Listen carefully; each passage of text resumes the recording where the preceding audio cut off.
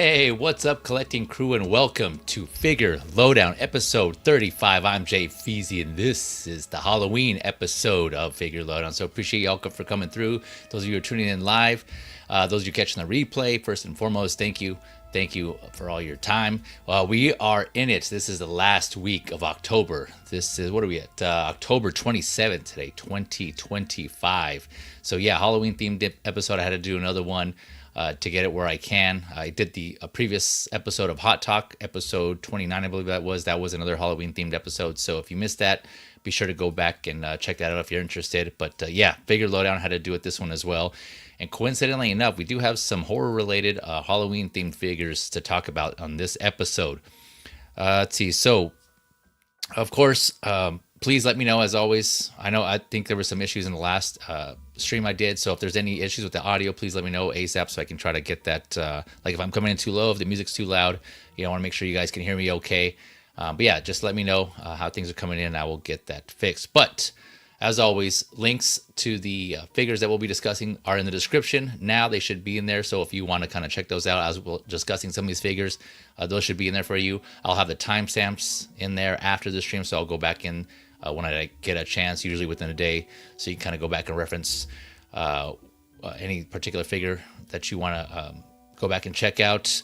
Let's see, and with that, I may have some guests joining me, but for right now, it's just me. Sorry, I didn't have a chance to put in my costume either. Yeah, I just was prepping for the stream and have been busy, but I try to do what I can here on the Halloween stream, on the Halloween theme, so hopefully that comes through here. So, all right, here we go. Starting off, let's get this started. Where are we at? Okay, first figure, as usual.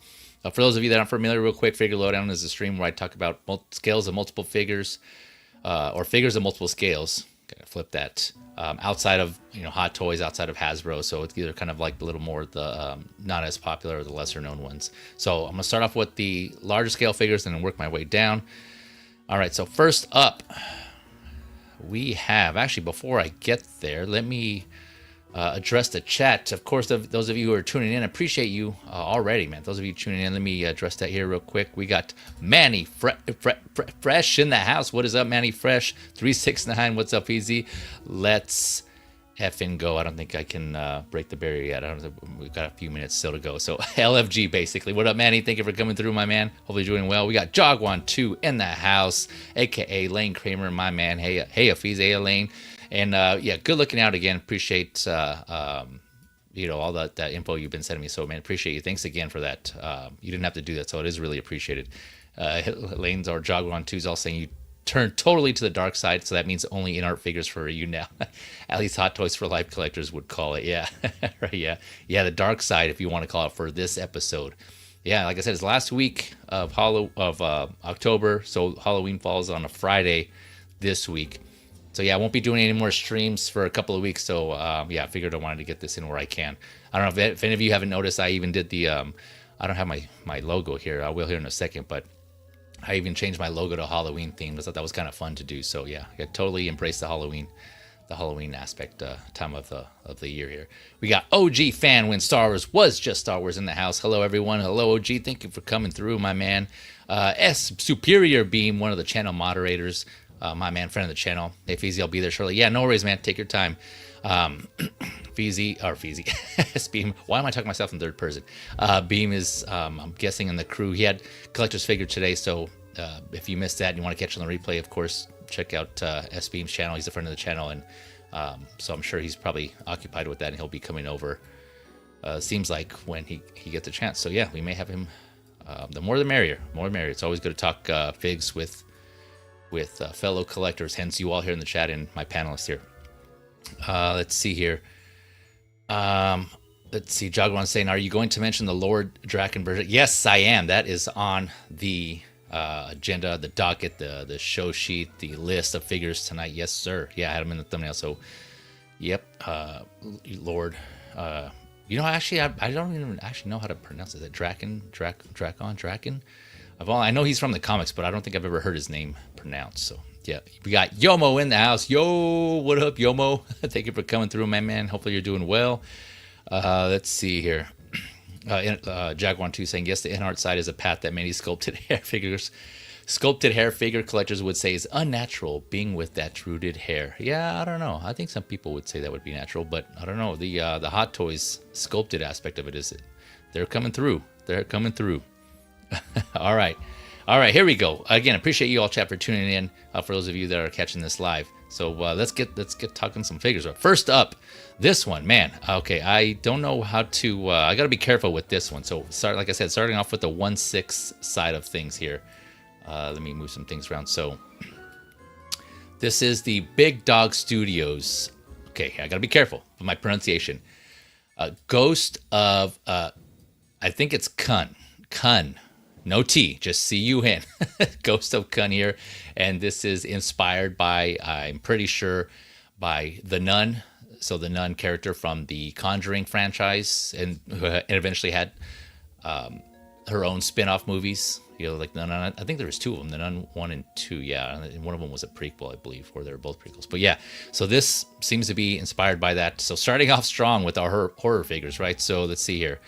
This is, again, BigDog Studio, 170 USD, set to come out Q1 of 2026. So unfortunately, they didn't make it in time for this Halloween season, but you know, maybe you'll have it in time for next year, hopefully.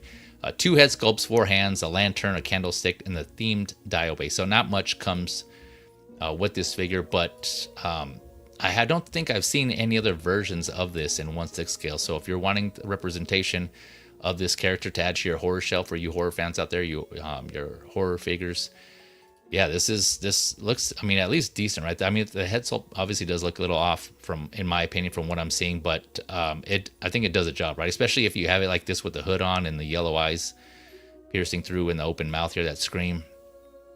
The hands, actually, I just noticed the hands look kind of more like a translucent, at least like pale white here.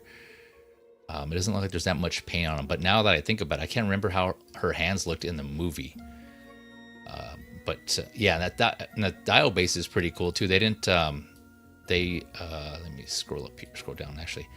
Yeah, they actually put some thought and design work into this base here. It has the skulls all around it. It looks like she's standing on a wooden platform. It's circular base. The top of it, or the floor part of it, does look like wooden boards, and then all around on the sides, there's like skulls sculpted in there. So yeah, that looks pretty cool actually. So the base, yeah. So this shot, like here, something like this shot right here, like which I have on my thumbnail. It's just her in the shadows, and you can just see her eyes piercing through, her yellow eyes.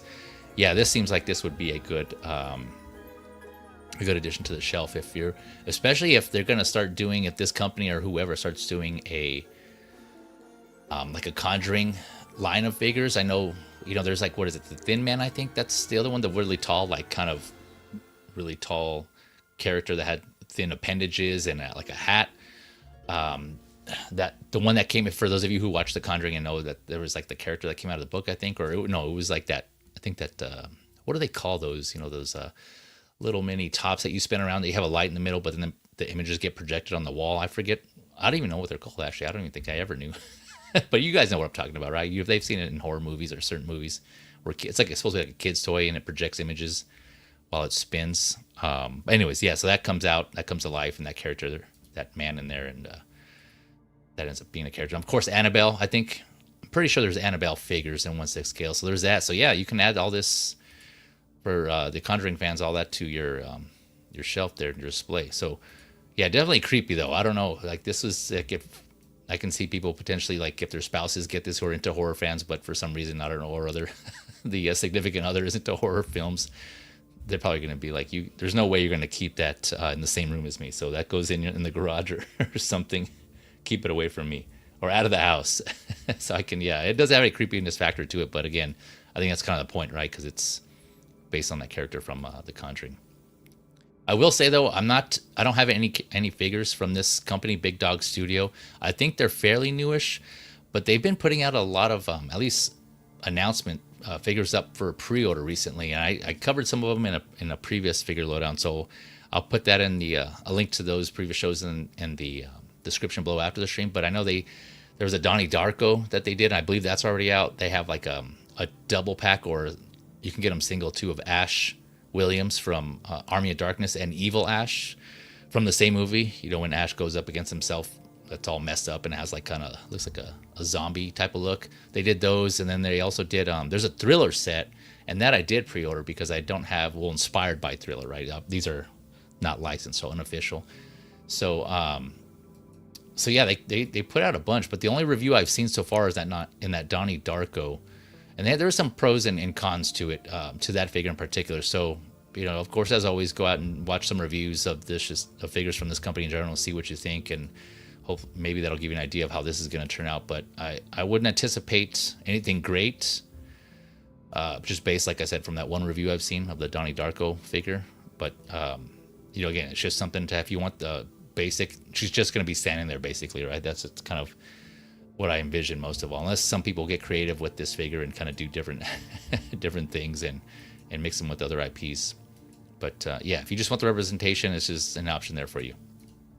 Again, $170 USD from the one website that I've seen so far. All right, going on to, before I go on to the next one here, let me address the chat, see what people are saying about this, if this is a hit or a miss for them. Let's see. Oh yeah, OG. Yep, too creepy. Nope, he's out. Yeah, no, I hear you. I hear you. Let's see here. OG fans also adding, I just want Sideshow to reissue Michael Myers, and they haven't. Do you think they lost a license? I think, I don't know for sure. So I think they have, but yeah, you're right, because they haven't done anything. I'm trying to think of, I can't remember which ones they've done. I think it was just the one, right? Just the one version of Michael Myers. And I know, but Trick or Treat Studios, they've done 1/6 figures of Michael Myers, and they've done multiple. I don't know if they still currently have the license. I've kind of haven't been keeping track with that. So yeah, they may, someone else may have the license now, but I'm not sure what the latest one is. So yeah, good question. But I think Sideshow doesn't have any more because they haven't been too active with those Michael Myers figures with Halloween. But yeah, so this is the Ghost of Kun. Again, Kun, no T, just C-U-N, aka not the nun. Or I think her name was, what was her name? It started with a V. I forget what it was, but she made her first appearance in The Conjuring 2, I think it was. The second Conjuring movie is where this character appeared. And then she ended up getting her spin-offs. It started with a V. Valak, I think it was, something like that. Yeah, I think that it was. But Conjuring's my favorite, man. The first Conjuring, that's up there for like my top horror movies. Like top three, I would say. Top three, yeah. Exorcist, Conjuring, and Hereditary, I want to say, would be my top three, like, scariest movies. Like, to this day, are like, oh man, they still get me. They still leave an impact. But all right, here we go. On to the next one here. We got, so as Lane Jaguaron 2 mentioned, yep, here he is. 1/6 scale, announced by ThreeZero, Lord Drakkon Evo 3. So this is his third version of this character, the third form or third phase of this character. I'm not, I'll say it up front, full transparency, I haven't read the comics that this is based on. This is from the Mighty Morphin Power Rangers Shattered Grid comic, where this character appeared. I don't think he's appeared in any, I think there might be a game or two where he may have appeared. But yeah, so ThreeZero, 150 USD, set to come out Q1 of 2026, standing at your typical 6 scale height, so 12 inches, 30 centimeters, 34 points of articulation, so well articulated. And I'm guessing he's going to be, for those of you who have the ThreeZero Power Rangers, I'm pretty sure they're going to probably be using the similar body on this one. But yeah, this one looks sick. So accessories are here. Let me zoom in a little bit. And it looks to be similar to the other Lord Drakkon figure. So he's going to have the Dragon Dagger, Saba, the Tiger Sword, the Saba sword, that the White Ranger has, basically. So the weapon for the Green Ranger and the White Ranger, basically. 2 sets of Dragon Lightning effects and 4 pairs of interchangeable hands. And so yeah, this one looks cool. I do have, I don't know if you can see it.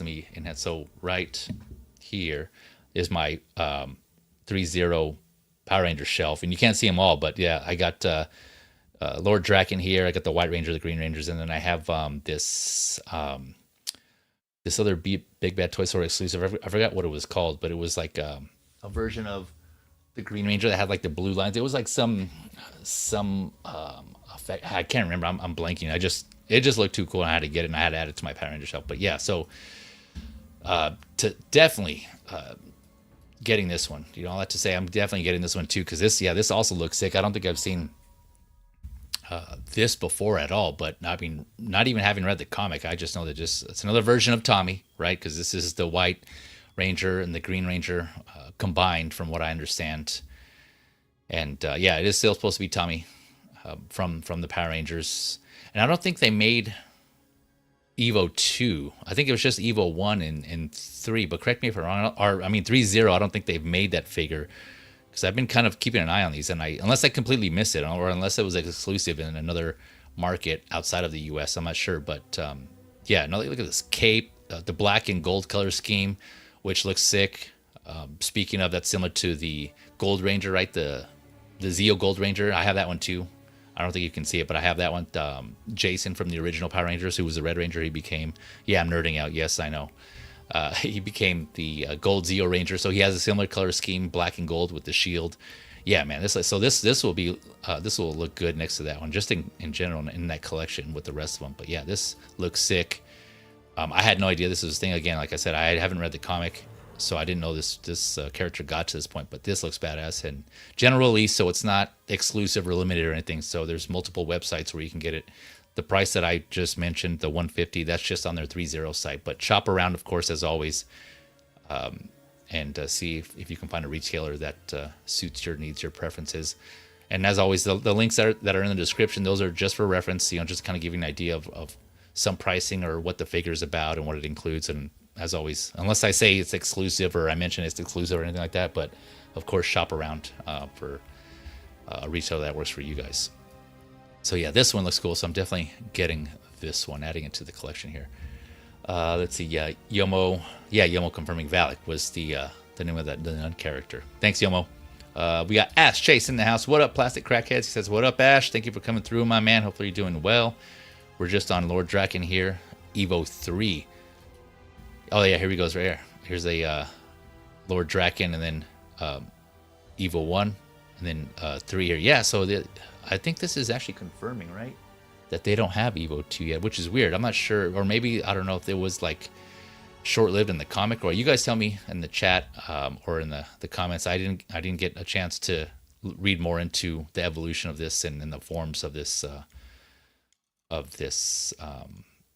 character. I do know, this is in the comics. He ended up becoming bad, and I don't know the origin story, but Tommy ends up becoming the villain in here, and so yeah, he becomes pretty powerful, and for some reason or somehow he's his White and Green Ranger forms combined to form Lord Drakkon. But yeah, really cool concept, and I think I just need to look more into it. But yeah, a wired cape, so you can see here showing the wires, and it looks like it's just going to be on the ends. It doesn't look like it's going to be on the bottom or throughout the middle of the cape, so it's just on the ends of the cape. Let's see, yeah, and it's just a couple of different poses. So yeah, really awesome looking figure. So yep, I already pre-ordered this one. This one's coming home for show. Let's see here. Yomo says, not collecting Power Rangers, but this looks really cool. Yeah, man.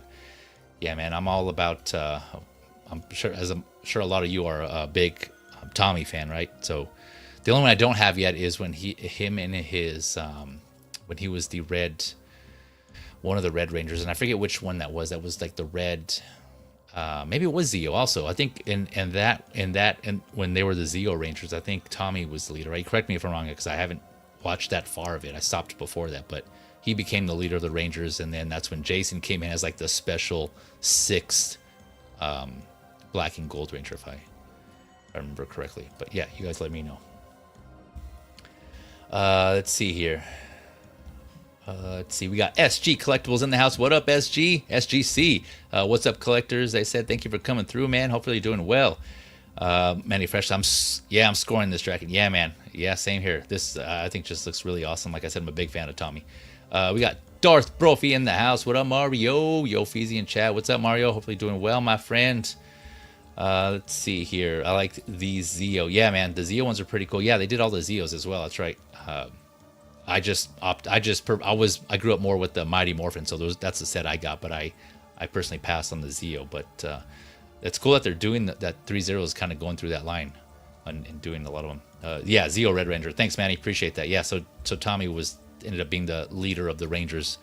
Basically, what Jason was for Mighty Morphin, that Tommy ended up taking the lead on the group on there. And then Dino Black. Oh, yeah, that's right. Okay, that was the other Ranger that Tommy was the Dino Black Ranger. Yep, that's right. Actually, I have that one too. Yeah, duh. I just forgot about that one. Yep. So, got to keep it going. Yeah, got to add this to my Tommy collection. Yeah, thanks, Manny. Appreciate that confirmations there. Maddie, yep, same. Maddie Fresh saying, I grew up on Mighty, but followed some. Yeah, I followed some here and there.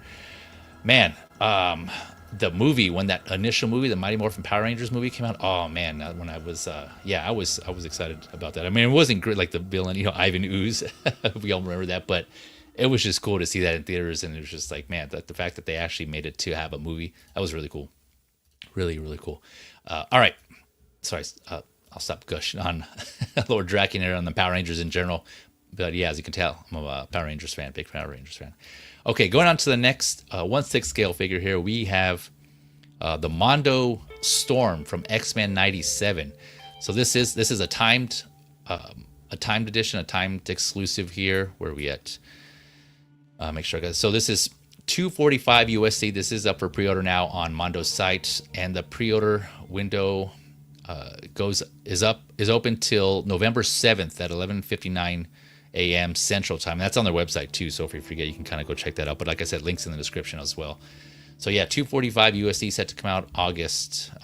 Estimate August 2026. She's standing at 11 and 11.75 inches, so 29, just under 30 centimeters. So she comes with a good amount of stuff, and of course, you know how Mondo does, right? They hook it up with the accessories. Man, look at all these head sculpts. Look at this. Damn, that's just looks okay. Here we go. Let me see if I can get through them. All right, so she comes with a classic power portrait, a classic flowing hair portrait, her X-Men 97 neutral portrait, her X-Men 97 power portrait with lightning eye attachments.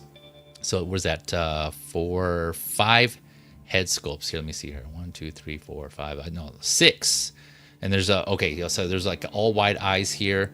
2 different wide eye head sculpts where one has her hair flowing, and then one with her hair down, and then another one with her hair down with her regular eyes that have the pupils and the coloring. She has a mohawk. 2 different mohawk effects. One with the lightning shooting out, like I said, with the lightning effects. Let's see here. Power portrait with the lightning eye attachments. And then one in just her ponytail here, normal eyes with the pupils and in a ponytail. Man, these look so. That's just the head sculpts. Hold on, before I continue, let me bring in, just joining us, ladies and gentlemen. Let's welcome back X-Man Supreme. What up, my man? I heard my goddess was here. Yep, right here, just in time. You have arrived in time for the goddess. I know you have something to say about this one, so let me go through these the details on here and accessories. Oh yeah, look at all them hands. Yeah, man. 4 pairs of hands, so you can see the hands here. 1 pair of lightning bolt hands. Let's see here. A pair of hands specifically for holding a plant.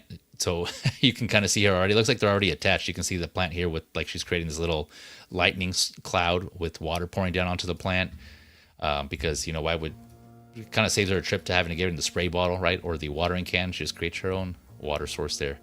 Morlock fighting staff with lightning attachment, sculpted cape, fabric cape, figure base, and a stand. And she also looks like she has this. This is a collar, right, X-Men? Yeah, dude, it's the control collar from Genosha. Gambit and Jubilee have them too. Oh, nice. Okay, gotcha.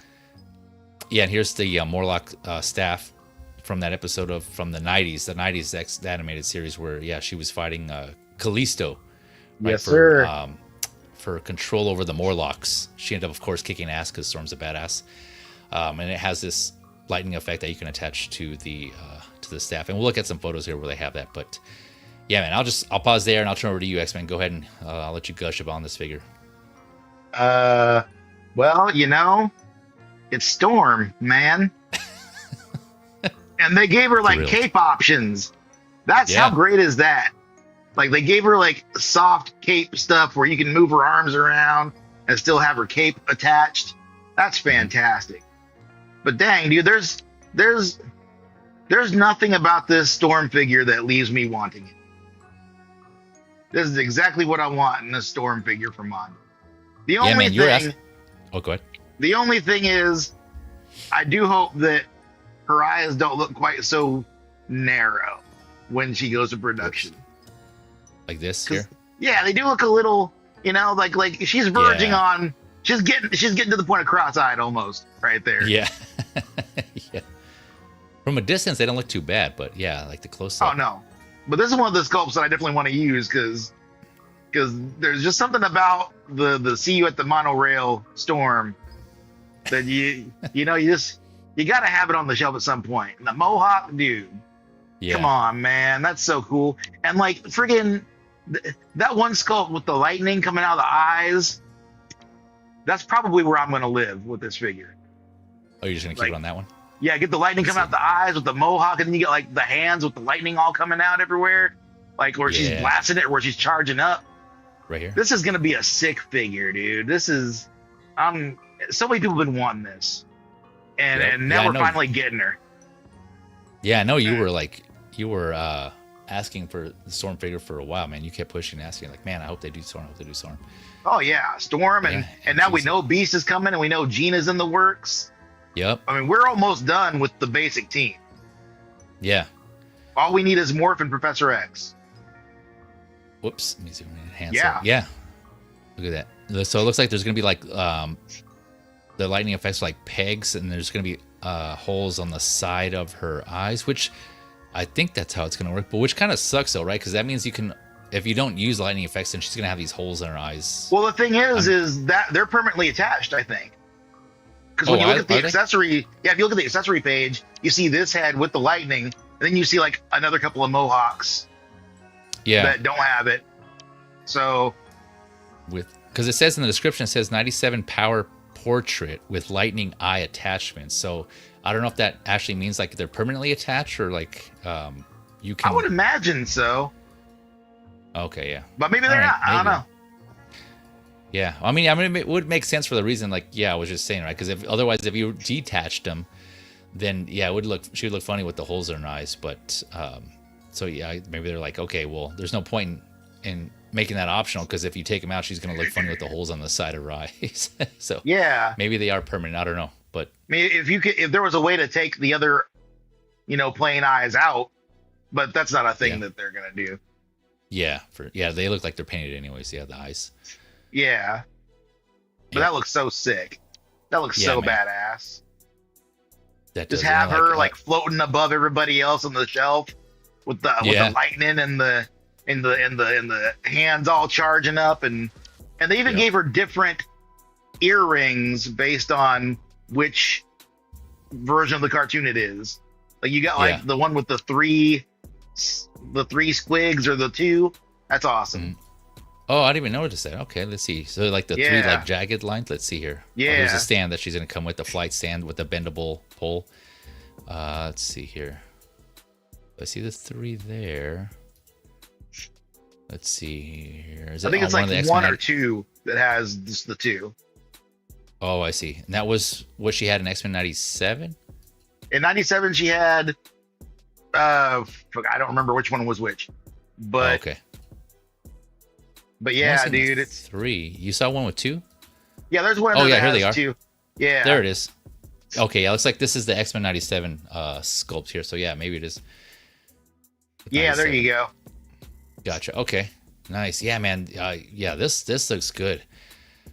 And I'm really on the fence on getting this one just because like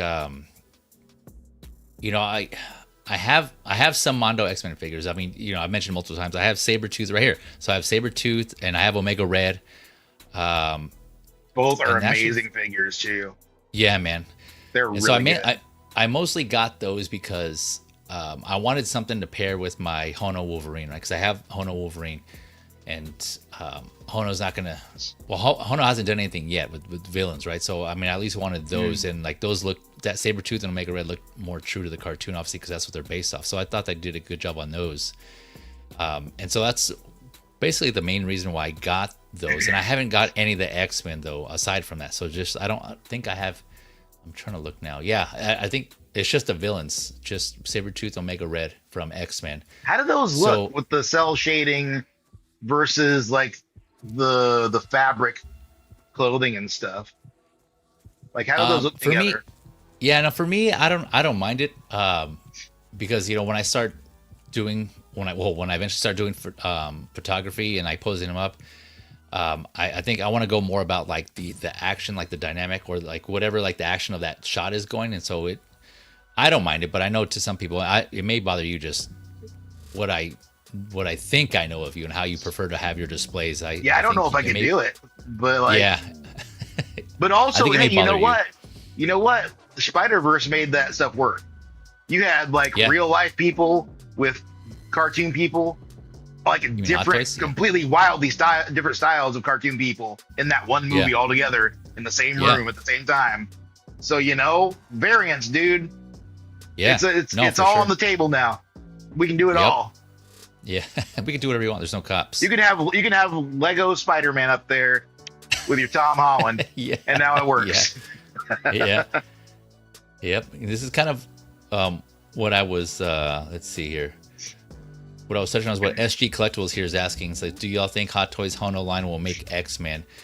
So they obviously made Wolverine, right? There's like multiple versions of Wolverine and Magneto. I have both of those, by the way. So that's another reason why I didn't get the Mondo Magneto, is because I have the Hono Magneto, and that looks good. So I think I want to say they will continue that online. They're just kind of been slow to continue. I don't think we haven't had another Hono announcement for a while, right? What was the last one we got? It was one of the Spider-Man. Was it the Friendly Neighborhood Spider-Man figure? Was that the last either one? That one or the black suit. I can't remember which one was the latest announcement. It might have been the Friendly Neighborhood. I think you're right. Yeah, the black suit I think came before. Okay, so or then, no. Was it one of the? Or was it Darth Vader? Oh yeah, if you're talking about in general, then yeah, it was probably Darth Vader. But it we mentioned the Spider-Man, so yeah, I guess it was Darth Vader. Now I can't remember. Either way, it's been a while since we've seen anything from Hono. Right? Yeah. So I don't know. Remember when that started? Like everyone was like, "Hono's doing X-Men" because they did Wolverine and Magneto, and everyone was like, "It's gonna be X-Men," and I was like, "Well, they got Thor in there. I don't know, man." Yeah, they got Thor and Spider-Man and Iron Man out. Yeah, okay. Thanks, Beam. Yeah, Beam is confirming it was Vader. Okay, gotcha. So yeah, you were right. X-Men. It was Hono, Darth Vader from Rebels. So yeah, ever since then, I think that was like earlier this year, I think. But haven't been quiet, let alone from X-Men. So I hope SGC. I hope to your question, I hope they continue the line. But I don't know, man. We all know how like Hot Toys in general doesn't complete lines for a lot of their lines. There's only kind of very few. It seems like for Star Wars, they complete lines, but for other stuff, it kind of MCU, they kind of fall short. So I don't know. I'm hoping, because I would want to see more for sure X-Men figures from Hono. And that's the only reason to, let's see here, who else mentioned it? Or maybe I'm tripping. Someone else mentioned in general. Why I personally held off on getting the X-Men, the Mondo X-Men, the heroes, is because I'm hoping other figures, other manufacturers, will release those. I still have the present toys versions of Cyclops and Magneto on pre-order, and I haven't heard anything from them. So hopefully those are still coming out. I don't know. So I got those on pre-order because those look cool. Well, at least from the photos, the announcement photos or prototype renders that we've seen, whether they were renders. And it was So-So, right? Who had like the whole list of X-Men? Oh yeah, you're right. Yeah. Yep. Them too. Yeah, they showed like a whole bunch of people on that list. Yep. Yeah. Thanks for reminding me. Yeah. So I have. Go ahead. Well, so far it's only been that Rogue and Gambit, and they haven't even done a Magneto yet. But they had like Wolverine on the list, and they had a whole thing, and we've not heard anything. I think Sentry was on there also. Oh yeah, they did. That's been a minute. Yeah. That's been a lot. I have to go back and look and see who was on the list. But yeah, you're right. So had that like was what, like 2 years ago? I think that was a long ass time ago. Yeah. Damn. Yep. So I don't know what's going on with them, but we all know they take a while, also, right? Hence like their name. Yeah. It was slow. Yeah. So like slow. They only just now got that friggin' Peacemaker accessory set out with the head sculpt and the shield, and that was supposed to happen last year, Q2. Yeah, man, that sounds about right. It's like but so there's a lot of potential out there, and I have the Gambit and Rogue from So-So as well. I love those. So I do have my X-Men heroes, just not from Mondo. Again, like I said, because I've been getting them elsewhere. So I think that may be the case. So I think for this, as good as this looks, I'm gonna have to pass on Storm for now because I'm hoping I'm gonna wait until to see if another company does Storm to have like actual cloth fabric goods like a suit or something. I don't know, Present Toys, So or just somebody else in general. We'll see. It may not happen, and if nothing else, if I really wanted to get Storm, I can get the standard version. I presume they'll come out with because they'll do a standard version. Right? They always do a standard version. It might take a while, but they'll do it. Like I think it took like 2 years, maybe a year, between like the special edition of Gambit and the standard Gambit. Whoa, really? It took that long? Like they waited until they did Rogue before they did a standard Gambit. Oh, damn. Okay. Yeah. So I mean, if that's the case for those of you out there who are thinking about doing the same thing, and you're not familiar with Mondo, just know that it won't come with this many head sculpts. So just keep that in mind. Some of these accessories. Yeah. So but it also, will definitely. You got to consider too that this being a timed edition. Yeah. Like the limited stuff hasn't been selling like it used to. Yeah. Now that we've got tariffs and everything happening and things cost more. Yep. Like you've still got Sinister sitting there, and a lot of people love to get the villains. Yeah. And Sinister, I would have thought would have sold out quickly, but he's still around. And I don't know how many people are friggin' buying Storm, but once that window closes, that's it. And it may be less than 1,000. I don't know. So this is one of those for me. Like I gotta wait on some stuff.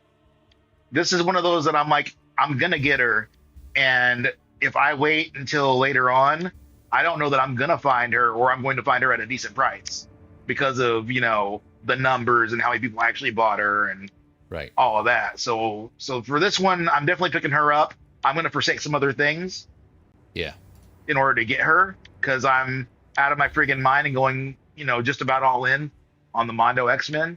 But this is one of those. I feel like this one and like Donatello are going to be the figures that Mondo put up this year that you're probably not going to want to sleep on. Yeah. But it depends on what you're doing. Yeah. No, yeah, those are good points. Yeah, and for those that aren't aware also, like X-Men was saying, let me switch over real quick. Mondo they put up Mr. Sinister, right? And I covered that in a previous figure lowdown, but here he is again. Yeah. And like Dave was saying, still available, and this was a limited by quantity, not even time. This is restricted to 1,250 units here, right? This is the deluxe edition, and still available. Whereas before, these limited by quantity went out pretty quick. But now, because of the tariffs and now the shipping, when Mondo wasn't, we talked about this before, but just overall the prices have gone up, and these figures were already expensive to begin with. Oh yeah. So and that's why I personally skipped out on Sinister, or else I would have added him to my villains. But it was just like, I think it was like over $350 for me being in California, because I still got like shipping and tax added to that. So it was just this is $265, right? This is here $265 for Sinister compared to the Storm, which is $245, and again timed edition. So you got time until November 7th to pre-order. So it's crazy, the price difference there between those two. So all that to say, I have to pay them up front too, like that. Yeah, that doesn't really help. That's another thing. That's exactly. Yeah, thanks for bringing that up. Yeah, you got to pay, even though it's a pre-order, you still have to pay in full up front. Exactly. Yep. And they have been dragging out too. They've been delaying some stuff. Yep. Because usually it's like 3 months, give or take, from pre-order to release. Yeah. But like this year, it's been pushing them out. Gotcha. Yeah, I think the last Mondo figure I got was one of the villains. I think it might have been Sabretooth. But that was like after the fact. That's after he had already been out for a while. It was the standard version. So yeah, man, I don't know. I'm still on the fence just because this looks so damn good, especially all those head sculpts. Even if another company does this, I could be wrong, but I want to say they're not going to give as many head options as definitely Mondos. not. The different looks, especially that ponytail look, man. That would be the one. The ponytail or the mohawk look would be the one I would go with. It's like you were saying, just have her like hovering or levitating over that base or some sort of stand with the lightning effects. Oh man, Oh that yeah, looks so sick. Looks sick, yeah. And the cell shading, of course. she's gonna be an amazing figure on the shelf. Yeah, really cool. Really cool looking. So yeah, damn, I'm on the fence still. On the fence. But all right, let me address the chat here. Before we go into the next one. Manny Fresh saying definitely getting all Mondo, X-Men, and Spider-Man line figures. Nice, man. Yeah, man. They're a dope display. All these together. Again, this is one of those where like they would just pop on the shelf. Just look at this one photo here where they were all there fighting the villains. Let me go back here. I I can just imagine how that would look on a shelf. Mm-hmm. This is really cool. Let's see, where is it at here? And if you've got like the exclusive Rogue and the exclusive Tiger Stripe Wolverine that's coming out, you've got 2 like busted up Sentinel heads there for background stuff.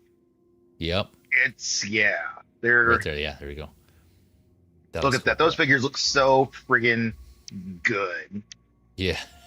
And this is just in a picture. Like, this is just them making them look good. But when you see them on your fucking shelf, dude, I'll tell you, no figure on any of my shelves has just gives me the sheer joy that Jubilee does. Oh, like, yeah. Looking at that figure, quite a few the times, colors on her, like the pink and the blue and the yellow, and she's so richly saturated in color. And she's just amazing to look at. Like, that is such a good figure that is still available that people have been sleeping on. But she is so good. Yeah. Yeah, and another thing, I'm sure a lot of you are familiar, but for those of you that don't, one of the big turnouts for Mondo is, again, they don't have a lot of their body parts are sculpted. A lot of parts of the figure are sculpted.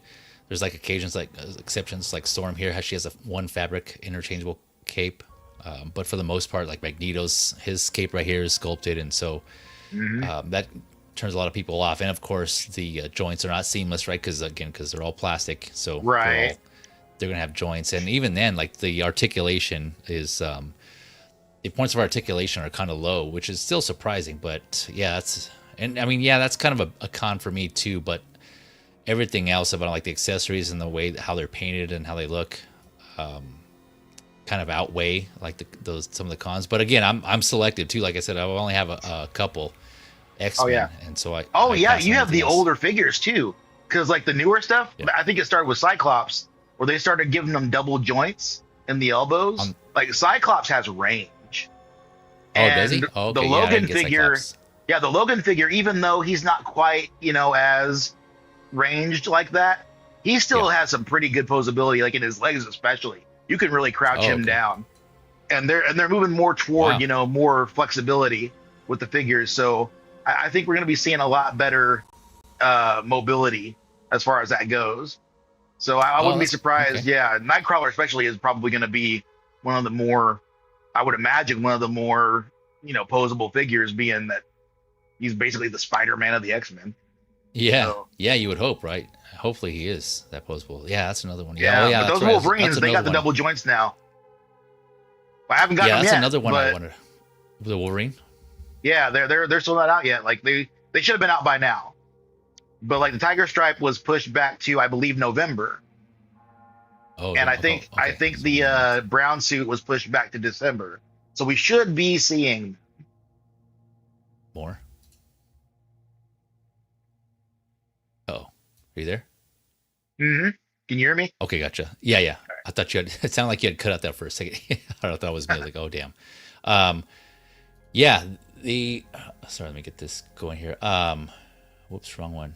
That's another one I skipped out on. You mentioned Nightcrawler. I forgot about that. Was like the first time, like after when the terrorists hit. That was like the first figure that they applied the terror feed to, and that one was like way out. Like, Nightcrawler. He suffered for that. He really. Yeah, a lot of he still people sold out. Just like, but oh, did he eventually? I just stopped paying attention.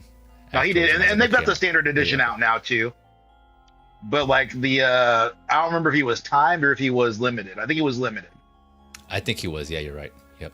But all right, before I go into the rest of the chat, ladies and gentlemen, we got another panelist joining us. Welcome back to the stream, Superior Beam. What up, S Beam?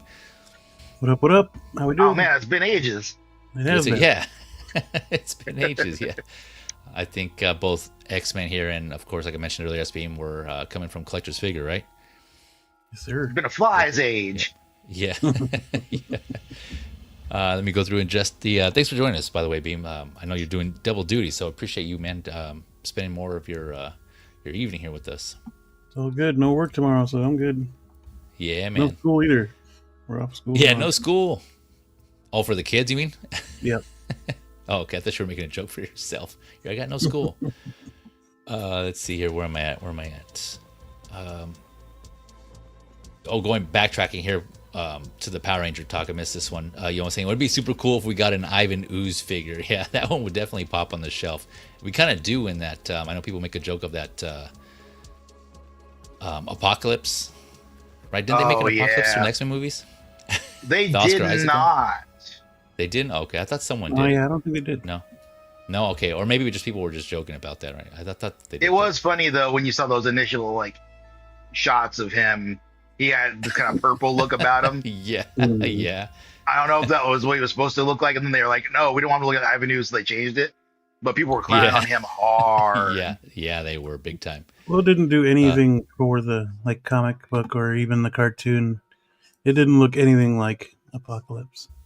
No, they really did redesign him. Yeah, quite a lot. Yeah, Mm. yeah. Yep. Let's see here. We got Valkyrie Magnus in the house. What up, Valkyrie? Thank you for coming through. All right, Magnus, I should say. Yeah, Magnus. Hopefully you're doing well, my friend. Another friend of the channel. And, of course, Geo, the movie canon in the house. What up, Geo? The new Total Recall champ. Yeah, for those of you who missed it, Figures Talk, we did Geo held a Halloween episode of Figures Talk this past Friday. Let's see, what was that? Like, you guys know what date that is, right? October 24th. So if you missed it, check out his channel. He's another friend of the channel. Check out that section and catch the replay if you're interested. But yeah, we did, me and Beam here, my fellow combatant. We went head to head. It was a long one, man. It was a good, tough, good match, well fought match. Yeah, it was a good match. But ultimately, this time came out victorious. So I'm sure we'll see Beam will want his rematch. He'll be training and hitting the gym again and getting back in shape and training his mind. See him back in there. But see, we got Commander Green in the house. What up, Commander Green? Thank you for coming through. Hello there, man. He's been killing it with the Star Wars picks. I would say recently, but he's always killing it with the picks. So yeah, for those of you that don't know, on Instagram, yeah, awesome shots, both with Hot Toys and Black Series Star Wars figures. So be sure, if you haven't already, go check out his stuff on Instagram. But the Commander Green, thank you for coming through, man. Hopefully you're doing well. S-Beam, yeah, robbed. Yeah. S-Beam feels like he got robbed. He's going to come back. He's going to come back with a vengeance. Let's see here. Magnus saying, Feezy, always a treat to watch your show. Thanks, man. I appreciate that. I always appreciate your support, Magnus. I know you always join us when you can. So, yeah, much appreciated, man. Much appreciated. All right. Before we go on to the next figure, Beam, you want to give any thoughts on Storm, or are you good? No, she looks great. I don't know if those of you who are waiting, I think I heard a little bit of you mentioning that you're probably going to wait, but I don't think anybody else is going to do this. And if they do, I'll be shocked. Really? Maybe Hano, but it'll be years before they get to it. So if you want to storm in your collection, I would recommend at least snagging this one. I mean, the cell shading might not be your thing, or the hard plastic outfit or what have you. Might not be your thing, but no, I'm going to pick this up, but I'm not a huge fan of just this Mondo style of action figure. Yeah.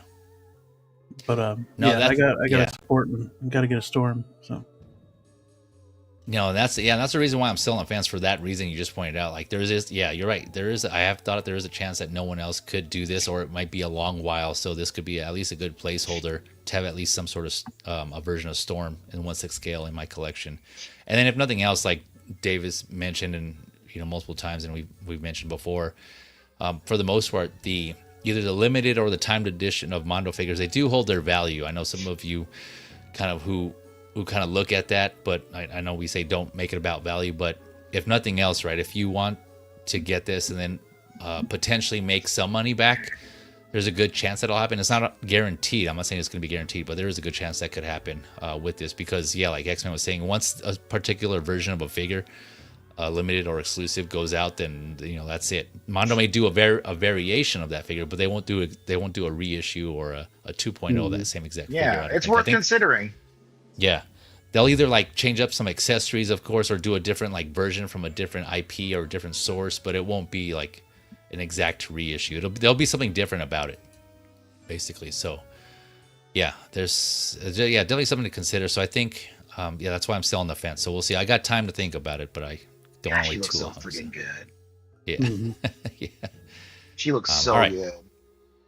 So sticking with Mondo, but switching it up here to a smaller scale. And I'm not sure what the scale is, but you guys tell me because I didn't see it in the description. But we have here Mondo Over the Garden Wall, the Chapter 2 figure set here. And this is another, I believe this is limited. So not time, just limited, exclusive here for Mondo. I have yet to, another one, full transparency, I have yet to see this. I think this is a, I don't know if this is, I think this is a short film or a film, animated film. And there's 2 parts to it, I believe, hence the Chapter 2, right? And Mondo already has up for pre-order the set from Chapter 1. But I'm not, I don't know if they're humans or they're elves or what, but that set's available.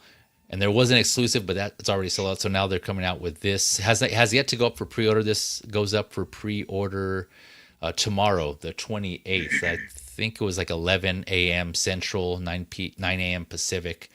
So set your calendar, set your reminders, mark them in case you're interested in this. So I'll give you a little more info here. So this is the Pottsfield Pumpkin People. Again, I have no reference because I haven't seen it, but that's just what they're called. $150 for this set.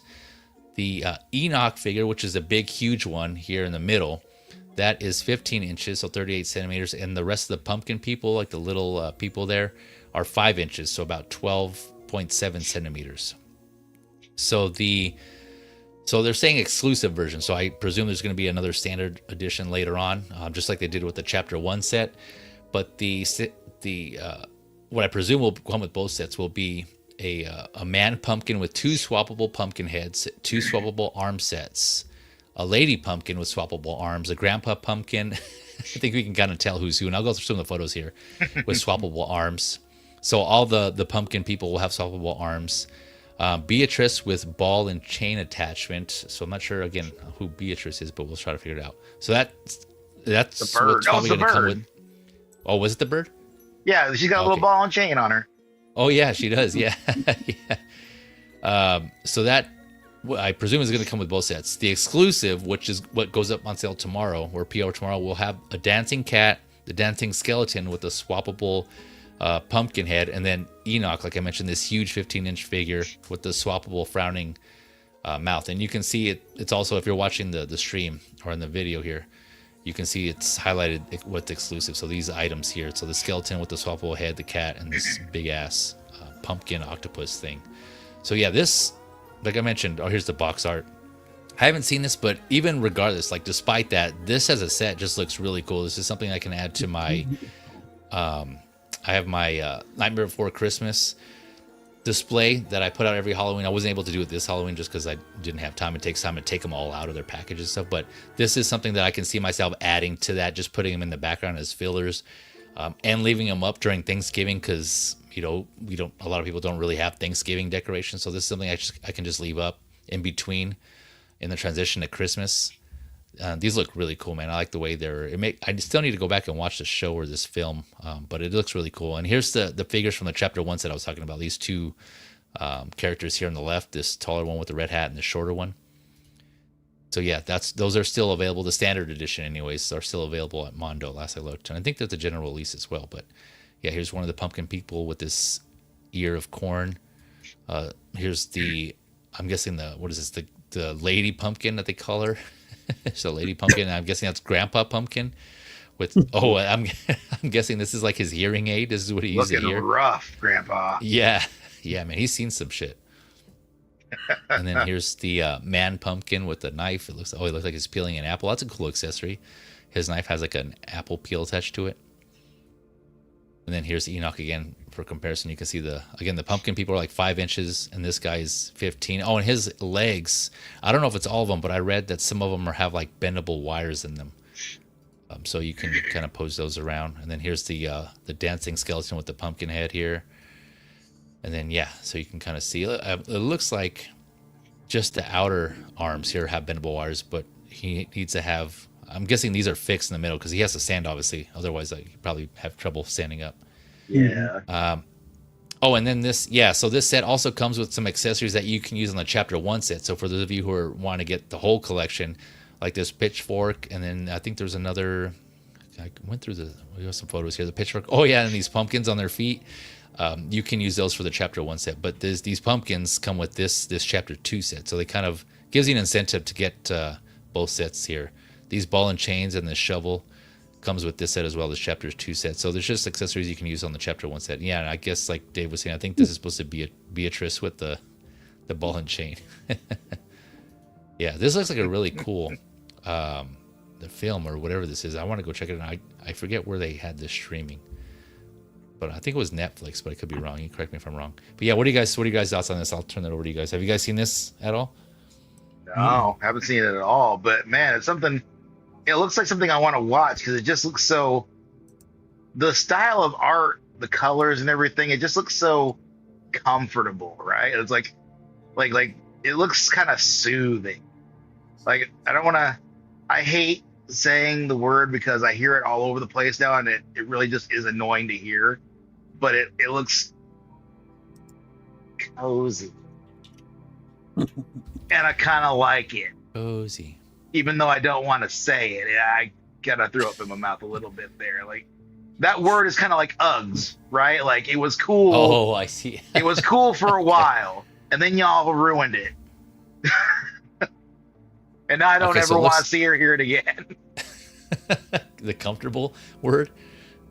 Yeah, that cozy. Word. You know, that word. Cozy. It's like I just. Yeah, sorry. Every time I hear it, I cringe now. Yeah, the other. But C word. that is a good word to describe what this looks like, though. Yeah. Even though I'm sure right. this guy is supposed to be scary as hell, the colors and everything is just so nice, and it's just there's just something about it that makes you feel good. Yeah, no, I agree, and that's why I was thinking like, well, aside from the pumpkin thing, like something you can leave up for during like your Thanksgiving time frame also, because for that reason, like the colors are just like neutral, and it has like you were saying, I agree, it has that comfortable, I'll say comfortable feeling about them, but also like they could go with like your Halloween figure. Yeah, it's kind of like what Nightmare Before Christmas did, right? Like they have like a mixture of Halloween and Christmas.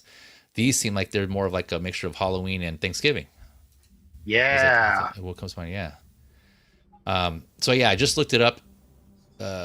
So this is an animated show. It is a show, not a film.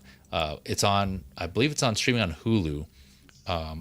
But I'm seeing like Cartoon Network icons on the bottom, so I don't know if it aired there initially, but apparently it is on Hulu right now, and there are 10 episodes. 2014.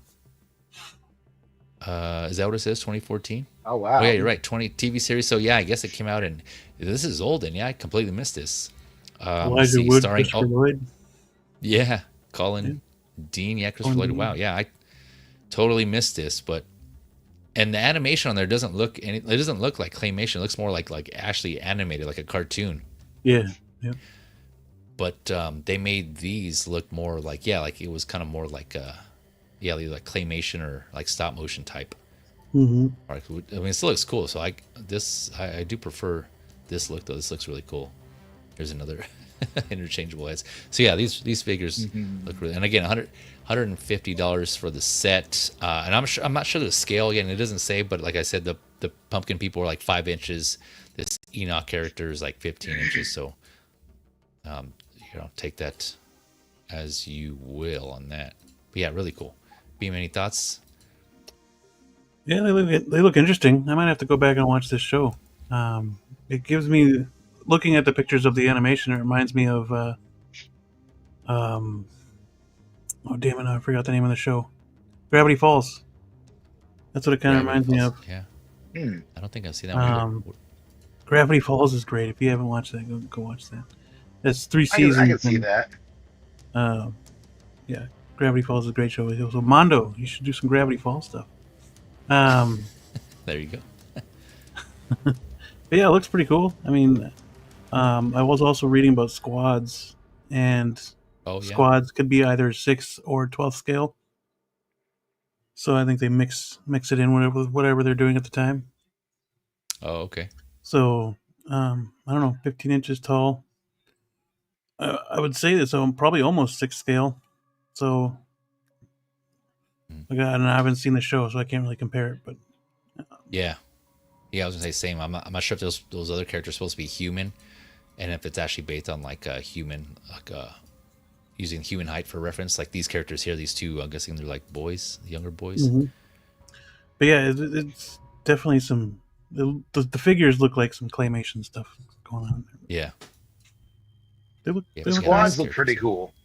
Like they build them as being like a good way to get like a full set of figures for not a whole lot of cost. And like they've got Beavis and Butthead coming up. They already did Daria. Yeah. And they've got the Harley Quinn show they're doing figures for. Yeah, that's right. Looking forward to those. But those are non-articulated though, right? Probably about as much as these. Oh, okay. Like kind of very limited. Yeah, because it's all under the squad's umbrella. Because the Daria ones were 8-inch figures, so those would have been almost 12. Oh yeah, you're right. Yeah, I didn't catch the squad's line here. So yeah, you're okay. Yeah, the Daria ones look cool too. I'm ready to see Beavis and Butthead. They gave them on the couch, but they said they're also gonna be where you can have them standing up too. I'm very excited for Beavis and Butthead. Yeah, I was a big fan of that. I mean, that show, I might have to get those. I even went to go see the movie in theaters, Beavis and Butthead Do America. Oh man, that was a day right there. Yeah, it was. Yeah, man. I think me and my buddy ditched school to go see that. Yeah, I went with my friends. Like they're like 4 or 5 friggin' like teenage boys sitting there, and like you had some dad sitting behind us with his 2 like, I don't know, like 8, 9-year-old daughters, and we're sitting there like, talking like teenage boys do.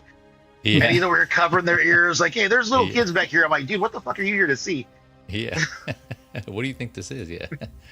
Because the Rick and Morty figures are under the squads too. Oh, are they? Oh, okay. Yeah, and those seem to be 6 scale because Rick is 11.5 inches tall. Wow. Dang. Okay. Wow. So yeah, it does look like they're kind of switching up, and unless these pumpkin people are supposed to be really small, like you were saying, like in comparison to like 6 scale figures. We got Valkyrie Magnus saying, I'm good, I need to sleep. All right, man. Yeah, no worries. Thanks for coming through. Have a good night. Appreciate the time you did spend, and we'll catch you later, man. He says they woke up at 4 a.m. Yeah, Magnus is an early riser. Let's see here. Then I think yeah. Oh, yep. And then Commander Green is about to head out too. So yep, if that's the case, Commander Green, thank you again for coming through. Have a good night, good sir. Appreciate it as well. Thank you for coming through. All right, so yeah, Over the Garden Wall. I think this might be a set I might have to get again for the reasons I was saying earlier. So these look good. These look good. I'll keep an eye on squads in general though, yeah, because they're Mondo's doing a lot in this line or in this. Yeah, they're doing some cool stuff. Yeah, for sure. So be sure, I'll definitely be talking about those as those other ones come out. But again, Over the Garden Wall, Chapter 2, going out for pre-order tomorrow, October 28th. And again, I don't think these are timed. I don't see anywhere where it says time, so just keep that in mind. If you're thinking about these might go quick. I don't know. But then again, like the previous ones, the Chapter 2 set, here, let me see, are still, here, Mondo Squads are still available. Yeah, right here. Here are these guys. Chapter, still available. $95 USD for these two. Chapter 1.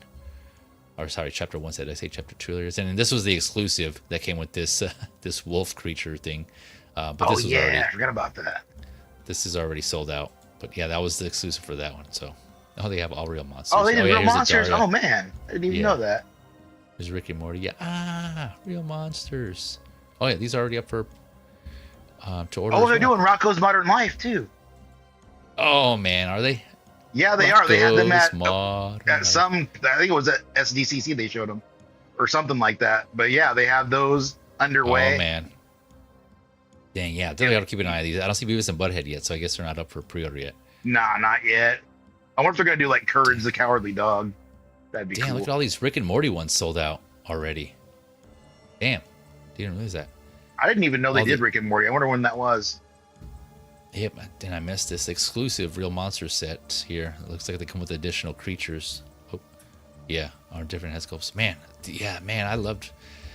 Well, Rocco's Modern Life more than Real Monsters, but so I might have to get those Rocco ones when those come out, and Beavis and Butthead. Oh yeah, I'll keep an eye on these. Man, these are all good figures. But anyways, yeah, sorry. Over the Garden Wall, Chapter 2. Here we go. You could be a Mondo collector exclusively and have all kinds of cool stuff. Yeah. Oh man. Yeah. The variety of IP that they have is just awesome. I do give them props for that. Just like the variety that they're doing in their IPs. All right, switching up now. This is going to be 12 scale. Here we got going back to Jada Toys, releasing more of their Street Fighter figures. This is Akuma from Street Fighter, Ultra Street Fighter 2, to go along with the. There's a good amount already released from Ultra Street Fighter 2. Let's see here. So Akuma, $30 USD, and this is on Big Bad Toy Store right now. But I believe you can. They do have Jada's is available at other retailers, so I couldn't really find any good photos on Facebook where I usually go. So I just pulled up BBTS. But of course, as always, shop around. So it comes with 2 head sculpts here, 2 pairs of hands, a fireball effect, and a stand. So this is one that I probably would.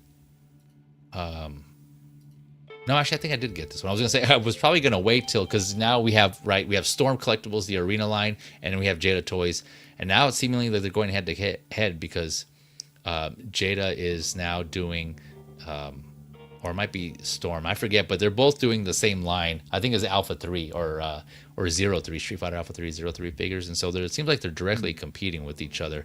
So I pre-ordered this for now, but depending on if Storm comes out with their version of Akuma, I might pick that one up as well, or maybe they already teased it and I can't remember at Wonderfest. But either way, I'll wait till that goes up and I'll see how they look, and I'll obviously go with the one that I prefer, or I might end up getting both. I don't know. We'll see how different they look. But yeah, this is Akuma, and then at the same time they also put up Balrog. So we have Balrog here, the Mike Tyson inspired figure from Street Fighter. This one also includes 2 head sculpts, 2 pairs of hands, and 2 punching effects. So he's $35 USD, so $5 more than Akuma. Both of them are set to come out February of 2026. Let me double check here. Yeah, February 2026. And so we'll take a look at some photos here. This one I'm gonna pass on. I wasn't really a Balrog fan. I just didn't like his fighting moves, his moveset, so he wasn't a character for me. I was more of like Ryu, Ken, Akuma type characters. Those are the ones I usually went with Ken being my main guy. But yeah, so definitely got to get those 3, Akuma, Ken, and Ryu. And then all the other ones I'll kind of pick and choose from there. But yeah, any thoughts on these X-Men, on Akuma or Balrog? There seems to be no shortage of Street Fighter figures, which is friggin' awesome because Street Fighter was the game.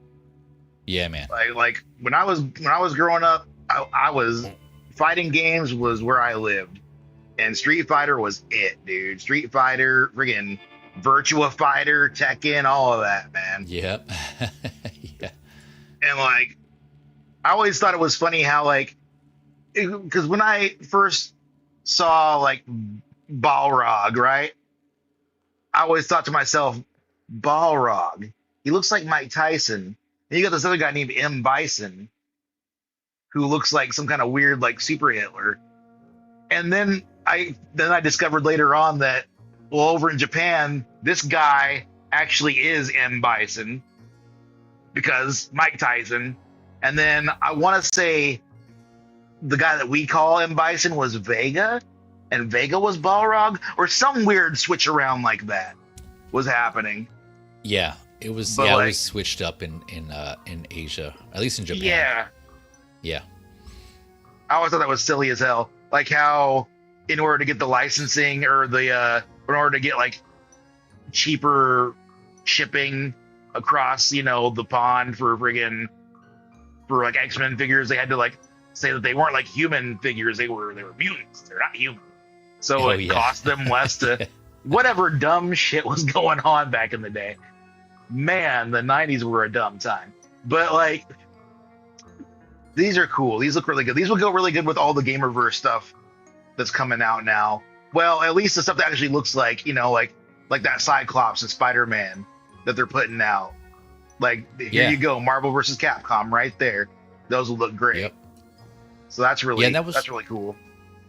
Yeah, and that was the question I brought up, or the point I made, you know, when we were discussing Cyclops and that Spider-Man is like, is SH Figuarts, those are made by SH Figuarts, but as a recap, the Gamerverse line that X-Man was referring to. But my question was like, is Tamashii Nations gonna redo those figures in their SH Figuarts line to kind of pair more with their Gamerverse line, for like you were saying? Or are they gonna just kind of go off of the fact that they've already done these figures in the past and just presume people or collectors have those already?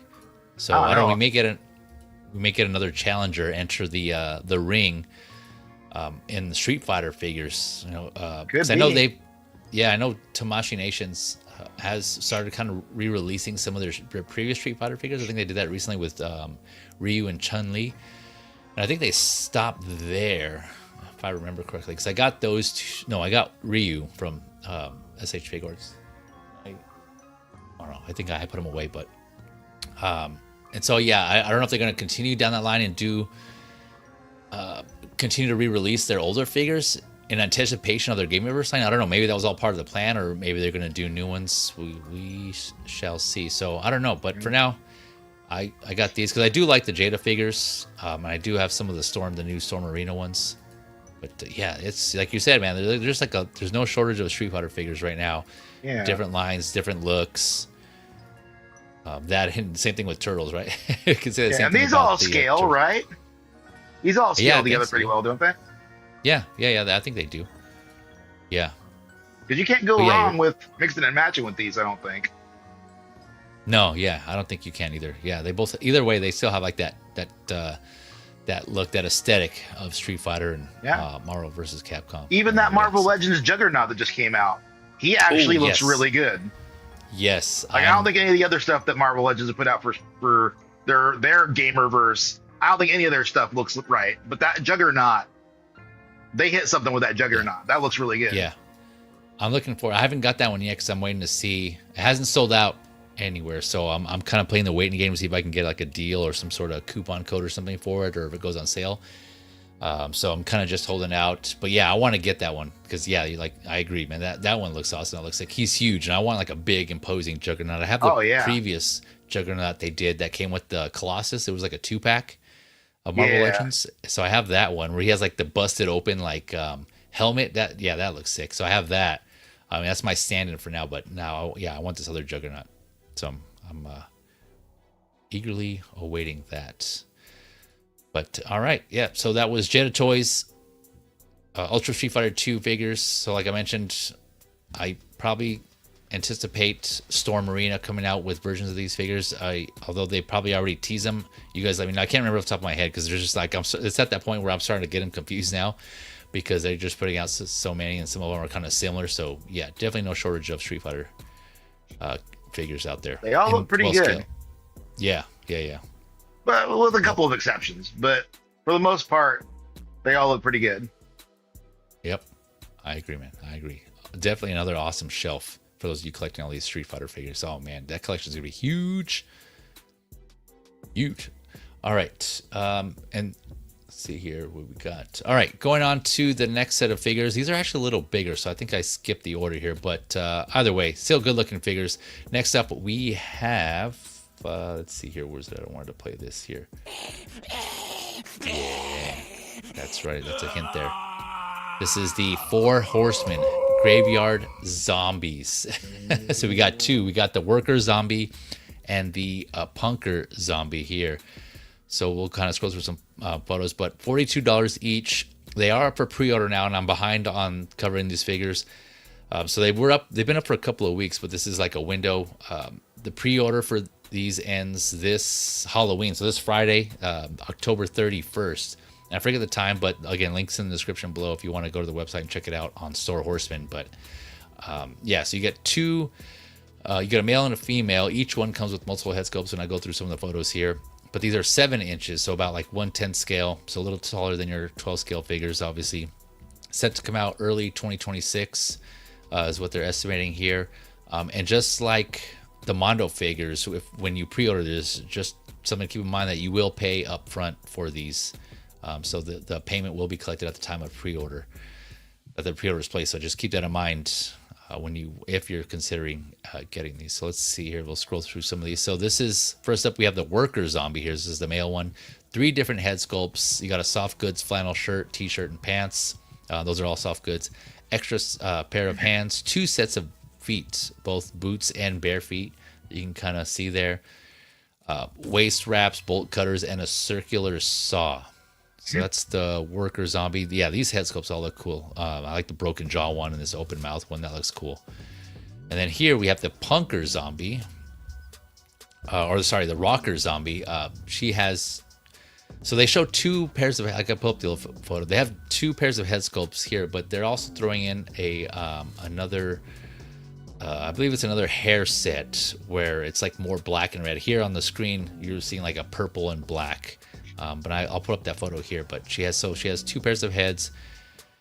She has her a lower skeleton arm that can be used as a weapon or popped into her own lower arm. So that's kind of cool. You have that choice where you want to have her to hold it as a weapon or just replace it with her own arm. A pair of rats. Let's see here. And yeah, I think that was actually it. Just a pair of rats and 3 pairs of hands, it looks like there. So a little less than what the worker zombie comes with, but still pretty cool for the most part. One of the head sculpts has like a missing nose and like a scar on her forehead here, and the other one just has like white eyes and like some gashes here over her left eye. So a slight variation, but less head sculpts on that one. So there's some poses here with the worker zombie. And there's the rocker zombie. Here he is, kind of with the flannel shirt off and just a tank top with the holes in it, holes in his pants. He's all beat up and ripped up with his bare feet and with the bolt cutters. Here's the rocker zombie. Looks like she's about to throw some rats, like a crazy rat lady. That reminds me of that episode of The Simpsons where where Lisa was trying to look for she was like a journalist or reporter, and she was doing a story on the crazy cat lady. They say she's crazy because she has a couple of dozen cats. And then there's she was in front of the house, Lisa's in front of the house, and then when this car passed over, you see the crazy cat lady in the background, and she's throwing cats at Lisa. And so this reminds me of the crazy cat lady, except this rocker zombie is throwing rats. So you got this one here. This looks cool. So this is what the worker zombie looks like without the clothes and just the wraps. So you can kind of see. The bathhouse zombie. Yeah, the bathhouse zombie. The sauna zombie. Yeah, these are reused. I remember them. I was watching one of the streams, and they did say that these are going to be reused from previous parts and different previous. And that's what that's what they do, though, right? Yeah, exactly. That's what 4 Horsemen usually do.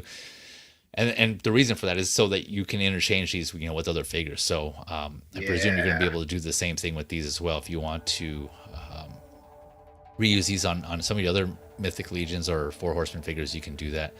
One of the things too that they have kind of similar to the older Mondo figures is limited articulation. So you can see here on the punker or the rocker. I keep calling her punker, but the rocker zombie. She has single jointed elbows there. So I know some people may not really like that. They probably would have preferred double jointed. So something to keep in mind too if you're going in considering getting these. And then in addition to the figures themselves, 4 Horsemen are also offering a soft goods pack. So you get an additional set of clothes for these zombies to kind of mix up the looks and appearances. So if you do want to get multiple and you kind of interchange, you obviously put different heads and then their clothes on there. So the worker zombie is going to have like this red flannel shirt and brown pants. And then the rocker zombie is going to have like this orange shirt with green like spandex pants, it looks like, just kind of all ripped up. So you can kind of vary it up to some degree. And these are $20 each, I believe they were. So you have a set for the worker zombie and then a set for the rocker zombie. So yeah, again, you can buy those separately if you want. And these $20 are dope. Here. So yeah, I'll turn over to you guys while I go look for the other photo. I forgot to check out that other photo of that other hairpiece I was talking about. But yeah, what are your guys' thoughts on these graveyard zombies here? This makes me want to get like some instruments and some other friggin' figures to make a whole band with these zombies. You can see Homeboy on bass. It'd be awesome. It'd be pretty sick. He looks like he plays bass. Yeah, he does. Slapping the bass. Looks like he's slapping bass. Or he could slap bass. Oh, yeah. Let's see. Slapping the bass, man. Slapping the bass. Yeah. She might be the drummer. Yeah. You think so? I would say guitar. She looks like guitar, or she could be drummer. She's pretty versatile. I think she could be like vocals. She could be anything. Vocals, yeah. Honestly. Yeah. Yeah, she would be like. Yeah, that's right. Yeah. Doesn't sound much different from a lot of stuff now. So, you know, hey. Yeah. Especially that mumble rap. Yeah. Oh, yeah. Yeah, something like that. Yeah. So yeah, here's the other hairpiece I was talking about. So it's not another head sculpt. So she just only comes with 2 head sculpts for some reason. I'm not sure why, but these they did throw in this additional at no extra charge. The rocker zombie will come with like this black and red hair sculpt, and these hair pieces are interchangeable between the 2 head sculpts. So I thought that was pretty cool. That's awesome. Yeah, you can get 2 of her and have 2 totally separate. That's what I love about these figures with Mythic Legions and everything. You can really mix and match and make so much from like 2 figures. That's great. Yep. Yeah. Yeah. And what I wasn't sure on, I knew I wanted to get 1 of each. What I wasn't sure on is like if they were going to continue the line. And I posed a question on their Facebook on a couple of posts. I haven't got a response yet, but I think. And I don't know. I don't think I will, but from their latest posts, I think they are not going to continue the line. It seems like it's just like a yearly thing, kind of like or a seasonal thing, like their Figura Obscura figures. Because it did say, you know, like act now, get your pre-order in before it closes, before they go back in the graveyard, quote unquote, which kind of tells me that you're just going to do these and then that's it, and they're just going to probably wait till the next year. But you know, the reason I was asking is because now and then I know how many like quantities to get. Like if I knew they were going to come out with more, I'd probably hold off on just getting 1 of each so I can have a variation.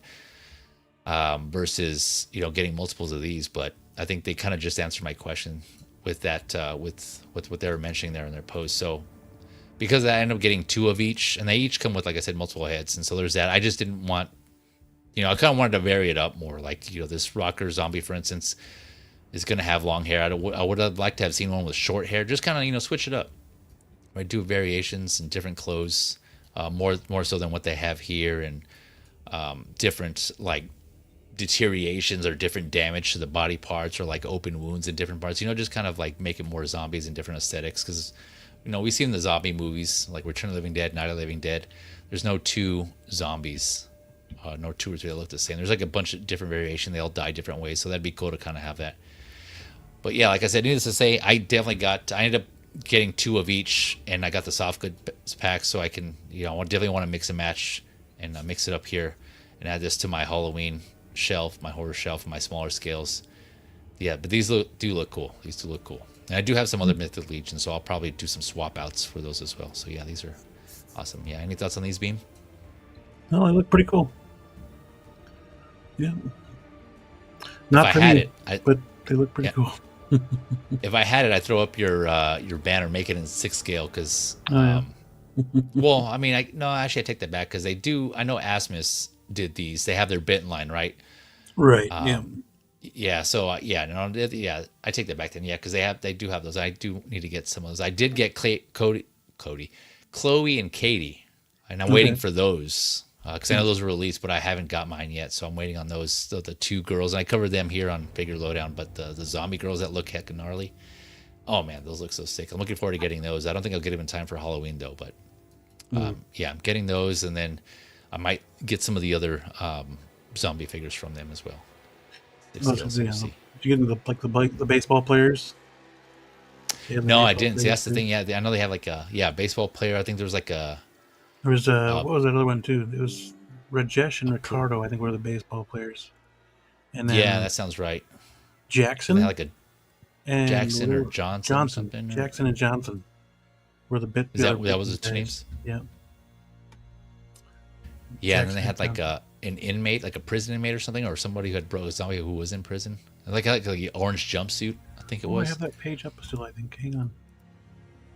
Yeah, they have a good variety. I was like, oh man, they got a good amount. So yeah, I need to go back and get some of those. But for now, I got Chloe and Katie on the way. So looking forward to getting those. Asmus, yep. While you're doing that, we got Viking Collectibles in the house. What up, VC? Hey, VZ and Pan, have a great show. We'll catch up on the replay in the morning. Yeah, man, no worries. Thanks for stopping by at least and saying hi. Have a good day, man. I'll talk to you later. And we also got Sin in the house. What up, Sin? So the soft good on the females look great. Yeah, they do. I think on both of them, but yeah, particularly like the female, like kind of aired up again. Hence the rocker, the rocker name. And Four Horsemen did say like they have a shirt or apparel made with this logo here that's it looks like it says Four Horsemen, but just written all kind of like thorny like in this text. But they have like shirts, and I think they have hoodies with this logo here on it. So if you're interested in that, yeah, go to their website. I link in the description below and check that out, and you can get some of that different apparel for that as well. But yeah, thanks for coming through, Sin. Yeah, it says, what's up, chat? Gonna shout out, appreciate that. And sorry, you were saying, Beam? Dave and Don were the inmates.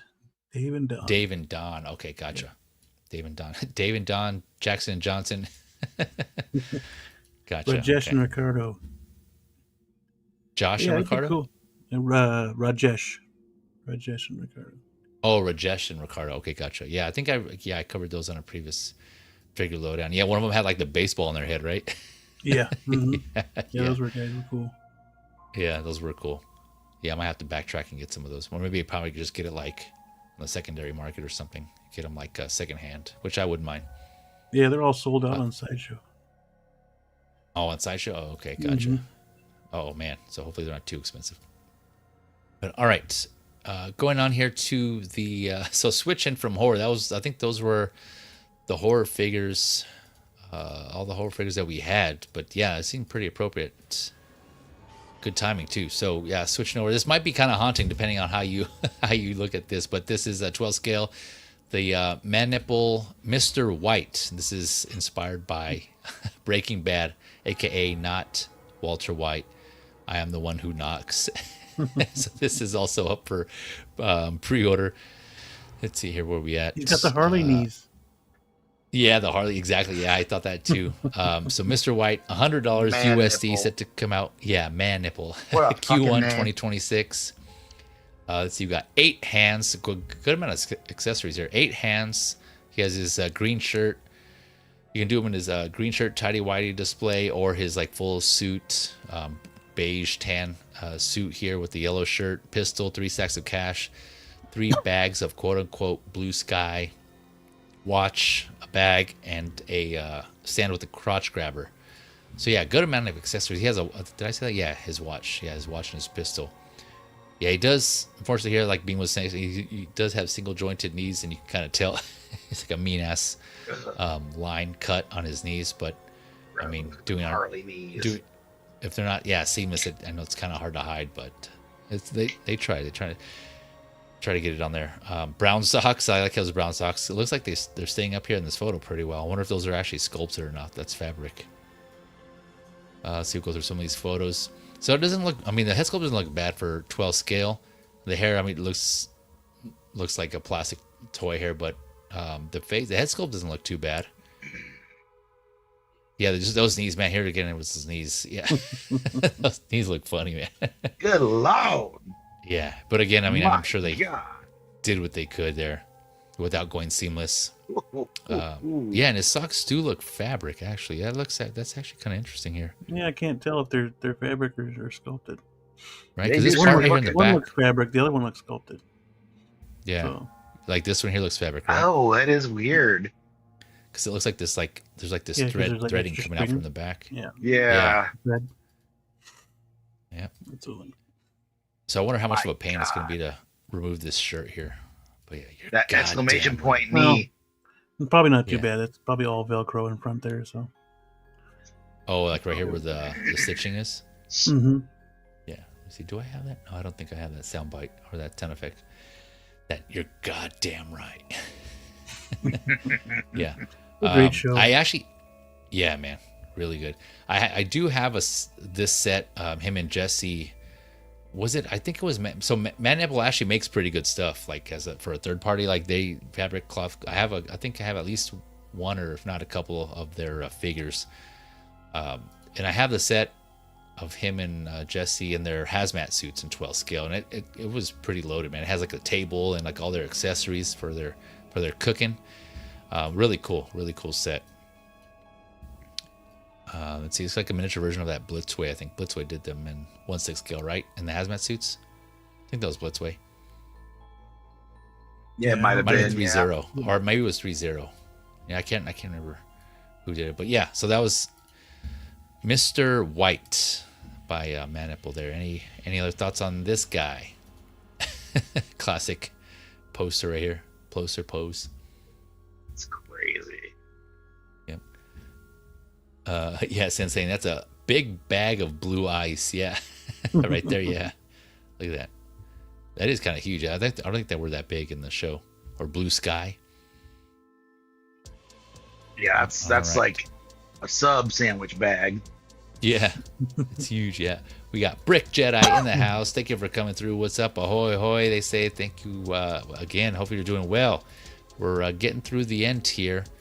We got a couple more figures and then 2 vehicles to go over here. So no one else has anything else on Mr. White. Go on to 6 scale. Yeah, need to be. Well, did they not do a version of him in his Heidi Whiteys? They have. I don't remember who did it. I know ThreeZero's done one. Topo did one. Not that particular scene, yes. I don't think. But I have the Topo one, yeah, of him in like his. That one's cool because the display options and his clothes. But yeah, he didn't have the tidy whities or the green shirt. I don't think he had the blue and the other. Yeah. The Heisenberg look. I haven't gotten them yet. I still want a mic out of all of them, though. I'd rather have a mic. Oh, in 6 scale, you mean? Mm-hmm. They did do one, right? Didn't someone do an official version? Third party. Third party. Third party? Oh, okay, gotcha. Okay. 2 different ones, actually. So. Oh, okay. All right, so going on to the next 12 scale figures by Xesray Studios. This is their Fight for Combatants line. So there's quite a few of them here. So first up, we got Tukhoris. I think it is pronounced Tukhoris. $69 USD. Set to come out Q3 of next year. 3 pairs of hands, and his cleaver and Khopesh. I think that's how you pronounce it. I'm not sure which weapon that is. I think it might be. Wait, cleave. Which one do you guys think is the cleaver, and which one's the Khopesh here of these 2 weapons? Or do you know? Neither one of them look like any kind of name like that. Yeah. It's a sickle. You got a sickle. Yeah. And you got a manta ray sword. Manta ray sword. I think the cleaver would be the big one. This one? Okay. That's what I'm thinking. All right, we'll go with that. Cleaver and then the Khopesh here. But yeah, this is one of the huge characters to kind of go with there. I think they did like a Minotaur type figure before. Yeah, it's one of those ones where I kind of mix them up with other lines because they've done quite a bit, and other companies have done other kind of similar figures as well. But yeah, this kind of looks like a anthropomorphic like alligator lizard type of creature. It looks awesome, like the sculpting and the painting on this one. So if you're does all that armor come off? Ooh, 2 different colors. No. I think it might be the lighting. It looks like it, right? But it doesn't mention anything about 2 different colors unless I missed it here. Let me see here. Let me go back here. Yeah, I'm only seeing 1 color here on the website. Whoops. Where was it? This is 12 scale, right? Yeah, this is 12 scale. This guy is, let me see, do I have his height? I don't think I have his height here. Let me switch over. Oh, his jaw articulates. Cool. 69. Yeah. If you can get that armor off, then you got yourself a good killer croc for your Batman. Or if you got like a medieval Batman. Is there a medieval Batman in that scale? Probably. Yeah. I don't know. Probably by McFarlane. Yeah. Yeah. And here's some of their. I think this is some of the other figures they have. But they have, for those of you who are doing like their kind of Roman Colosseum type arenas or just like a shelf for display. They, like I said, the fight for combatants line is they have a good amount already. I have a few of them myself. There was like a female 3-pack in one of the waves, and I got each of those. And those are really cool. And here's the other, like I was saying. Well, I guess it's not even a Tor. This guy has like a rhinoceros head. I don't know what that would be called, but this is one of the other ones they did. So yeah, red rhino. Yeah, the red rhino. So yeah, that was Tukhoris. And they also came out with these 2 other figures, the human figures. So this is, let's see here if I get this right. KrimHarth, the Barbarian Mercenary. So this guy has 4 pairs of hands, 2 head sculpts, removable torso armor with fur coat, removable helmet, his buckler, hatchet, war axe, and sword. So good amount of accessories here. And this one looks cool. I think I have a good amount of barbarians though, so I think I might be passing on this one. But this kind of cloth goods fur coat looks pretty awesome though. So yeah, that everything else looks to be plastic except for that fur coat part there. So you got this barbarian. Yeah, this looks pretty awesome. This looks really. These aren't the same guys that did that barbarian chick, the blonde chick with the long, like, was it a braid? Yeah, the one that we talked about before on the previous. Because you can take all of that armor off of her, and they had that big old blanket cloak thing. Yeah. Let me see it. Whoops. Let me. Yeah, you're talking about. Let me switch over to the website here. You're talking about this girl right here, Gold Hilda, right? Yeah, because they had shots of her where like she had this like right there, like she ain't wearing nothing. So it makes me wonder if you can take the armor off of that croc, then there you go. Wait a minute. Which armor are you talking about? Are you talking about like just his? Just like his belt thing and the armor bits that he's wearing. Oh, like this part here on his hips, like his hip. Yeah, guards. that and like the arms and the one leg. Oh, I see. Because if you strip all that off of him, he's Killer Croc. Oh, okay, yeah, I see what you're saying now. I don't know if you can. I don't think I've ever seen a photo. We'll go through some of these photos. I don't recall seeing that with him without it. But I mean, I imagine if you like took off the torso, if you like took it apart, you probably can if you really wanted to. But I don't think it says that it's removable like intentionally though. Like it was designed that way. But you probably can. So yeah, this is the barbarian. Then there's one more. Like this guy looks cool as a Viking. Yeah, if you want to throw him in as a Viking, look at this man. Look at the design on his shield. That looks badass. Cool. His horn, the horns on his helmet here with the spikes on his pauldron. Oh man, yeah, this looks cool. Look at this. That looks badass. Yep. And then let's see here. You got a couple of photos here fighting some other soldiers. A little Clash of Clans dudes. Yeah, like to be like Roman soldiers or something.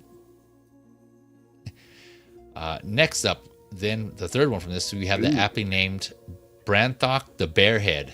So it has 2 head sculpts, 4 pairs of hands, removable bear head helmet, torso armor, a maul, tall axe, 2 small axes, and then a hatchet.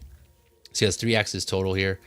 Yeah, like I said, his bear head. He also has like a fur coat here that looks like it has some sort of bear paw attached to it, which looks sculpted, but the fur coat looks like it's fabric.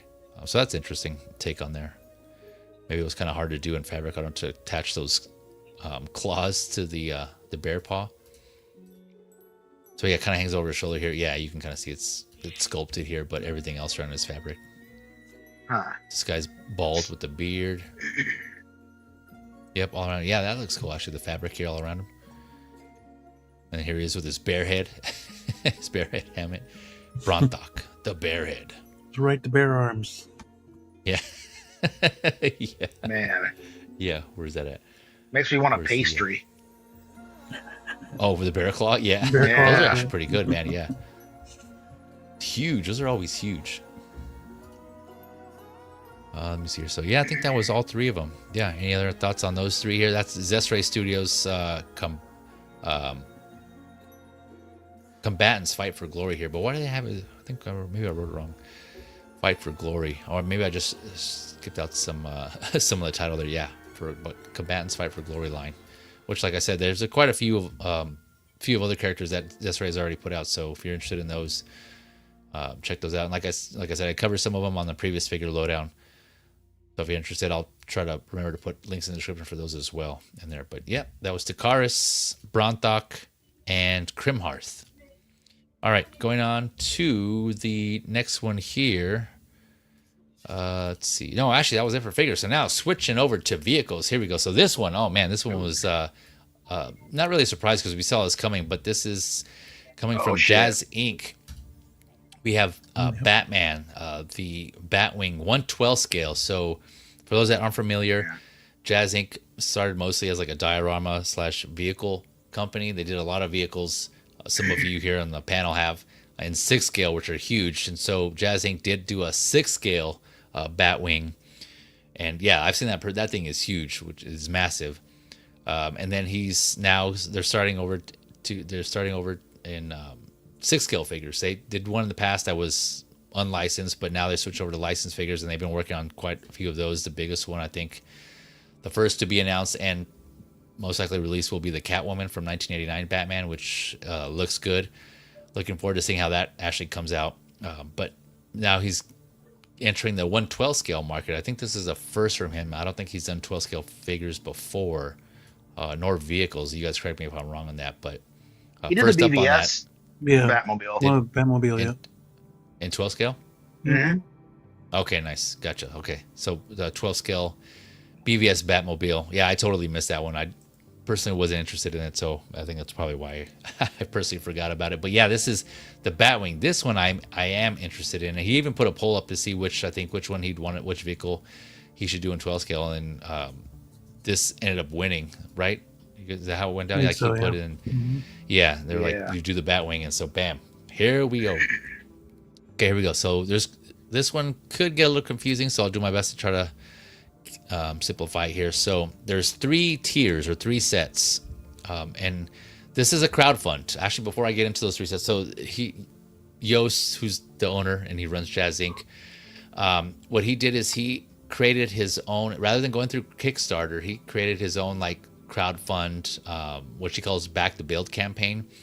That I'm guessing he probably hired someone to do it, but he developed and created it to put on his own website. So this isn't through Kickstarter or any other third-party program. He made his own with the intention of using this again in the future for future projects, right? But this is the first vehicle or item of his that he is using this back the build is what he calls what he's applying it to, right? So it's already complete. That whole program is already set, and it's already it's live. So the benefit of that, he went through a whole video also where he talked about this and he explained this, and link in the description below for that as well if you want to catch that live stream he did, which was pretty informative. So I have that below, and a lot of this is kind of based on that and some another interview he did. But the benefit of doing his own, obviously for those of you who aren't familiar with Kickstarter, is that he doesn't have to pay any fees to them to Kickstarter, right? Which in turn means the price is lower for these. He has his own say on how much he's willing to give the go ahead to put this in production. Right now the goal is 3,000, but he has said in interviews that if he feels like he just wants to still do it at 2,000, or if it's under 3,000 basically, and it's up to him whether he wants to actually proceed with it or not, depending on how much what the how many backers are by the deadline, which is November 25th, by the way. So the deadline for this is November 25th. And so yeah, I think for one, that's just really cool how he implemented that, and he wanted to do that to implement for himself and also to save money for the collectors. So it's really cool. So having said that, there are 4 tiers, right? So we have the first tier, the first set, which is just a Batwing only. So that's $319 USD. Yeah, I know it's pricey, but we'll get into why it's pricey. So $319 USD. All of these, so that's going to come in every set. It's just the Batwing. The Batwing for sure will be in there. With the Batwing itself, he's listing museum quality paint, shading, and weathering throughout the Batwing. Landing pods with vertical mounting capability. So if you just get the Batwing by itself, it will have the ability to mount it vertically. So if you want to put it on the wall, it will have that ability with the landing pods that are included in it. Magnetically attachable canopy. So the canopy will be you can attach and detach it magnetically. He did say though he doesn't recommend if for whatever reason you wanted to hang it upside down. He didn't recommend that because the canopy will fall off. So it sounds like that the magnetic may not be that strong on this, just by that. But I'm not sure. Why would you want to do that? Yeah, if you want to, I guess, see it from if you're gonna hang it and you want to see the top of it, yeah, it'd be kind of weird. But I mean, in case you got some of you out there were thinking about it, the interior and exterior lights will light up, right? So he mentioned it will have some sort of plug, so you can plug it in, and then we'll look at some photos here where they have like the cockpit. It will all light up, and the lights on the outside will light up as well. So there's that. Functional moving flaps, removable scissors, and Gatling gun for screen accuracy is what he says. So the scissors that are in front that he uses to grab the balloons, if you remember from the movie Joker's balloons, it'll have that. I don't think it functions. It'll just be like an attachment you kind of swap out for the front. The Gatling guns will be attachable as well. Let's see. Yeah, universal DC power adapter with worldwide capability. So it looks like no matter where you're from and you buy this in the world, you'll be able to use some sort of attachments with this power adapter. Metal frame. So from what I understand, the metal frame of this will have a metal rod going through the middle of the Batwing, so from wing to wing, and that's going to help to prevent the wings over time, I presume, from kind of bowing down or whatever angle, however you have it displayed, right? It's going to keep them rigid. So there is that. So metal frame with a metal rod going through the wings. What they did on the 6 scale too. Oh, is it? Oh, okay. Yeah, I mean that makes sense. There's a hole. Yeah. That thing is huge. Mm-hmm. So yeah, this is this is set 1. So let's see here. Going on to set 2. Let's see if they have and back to build here. This logo. This is what he was saying that his is what he's calling his crowdfunding. Oh yeah. So here are the scissors that I was talking about here up front. The attachment here, Gatling gun here on the left. You can see that. So set 2 will include this display stand for mounting on a desk or something, like for mounting horizontally, basically. So that's so sick. Set 2, yeah. So you get that. It's what he's calling a dynamic stand, and that is $345 USD. So again, just the Batwing only is $319. Set 2 with the stand is $345. Set 3 will have the Batwing and Batman. So not the display stand, just Batman that you see here that you can put in there. So without the Batwing itself won't come with the Batman static figure. This is not articulated, by the way. It's just meant to go in there and specifically fit in the Batwing. So that's set 3. Set 3 will be with Batman, non-articulated figures, $369 USD. So there's that.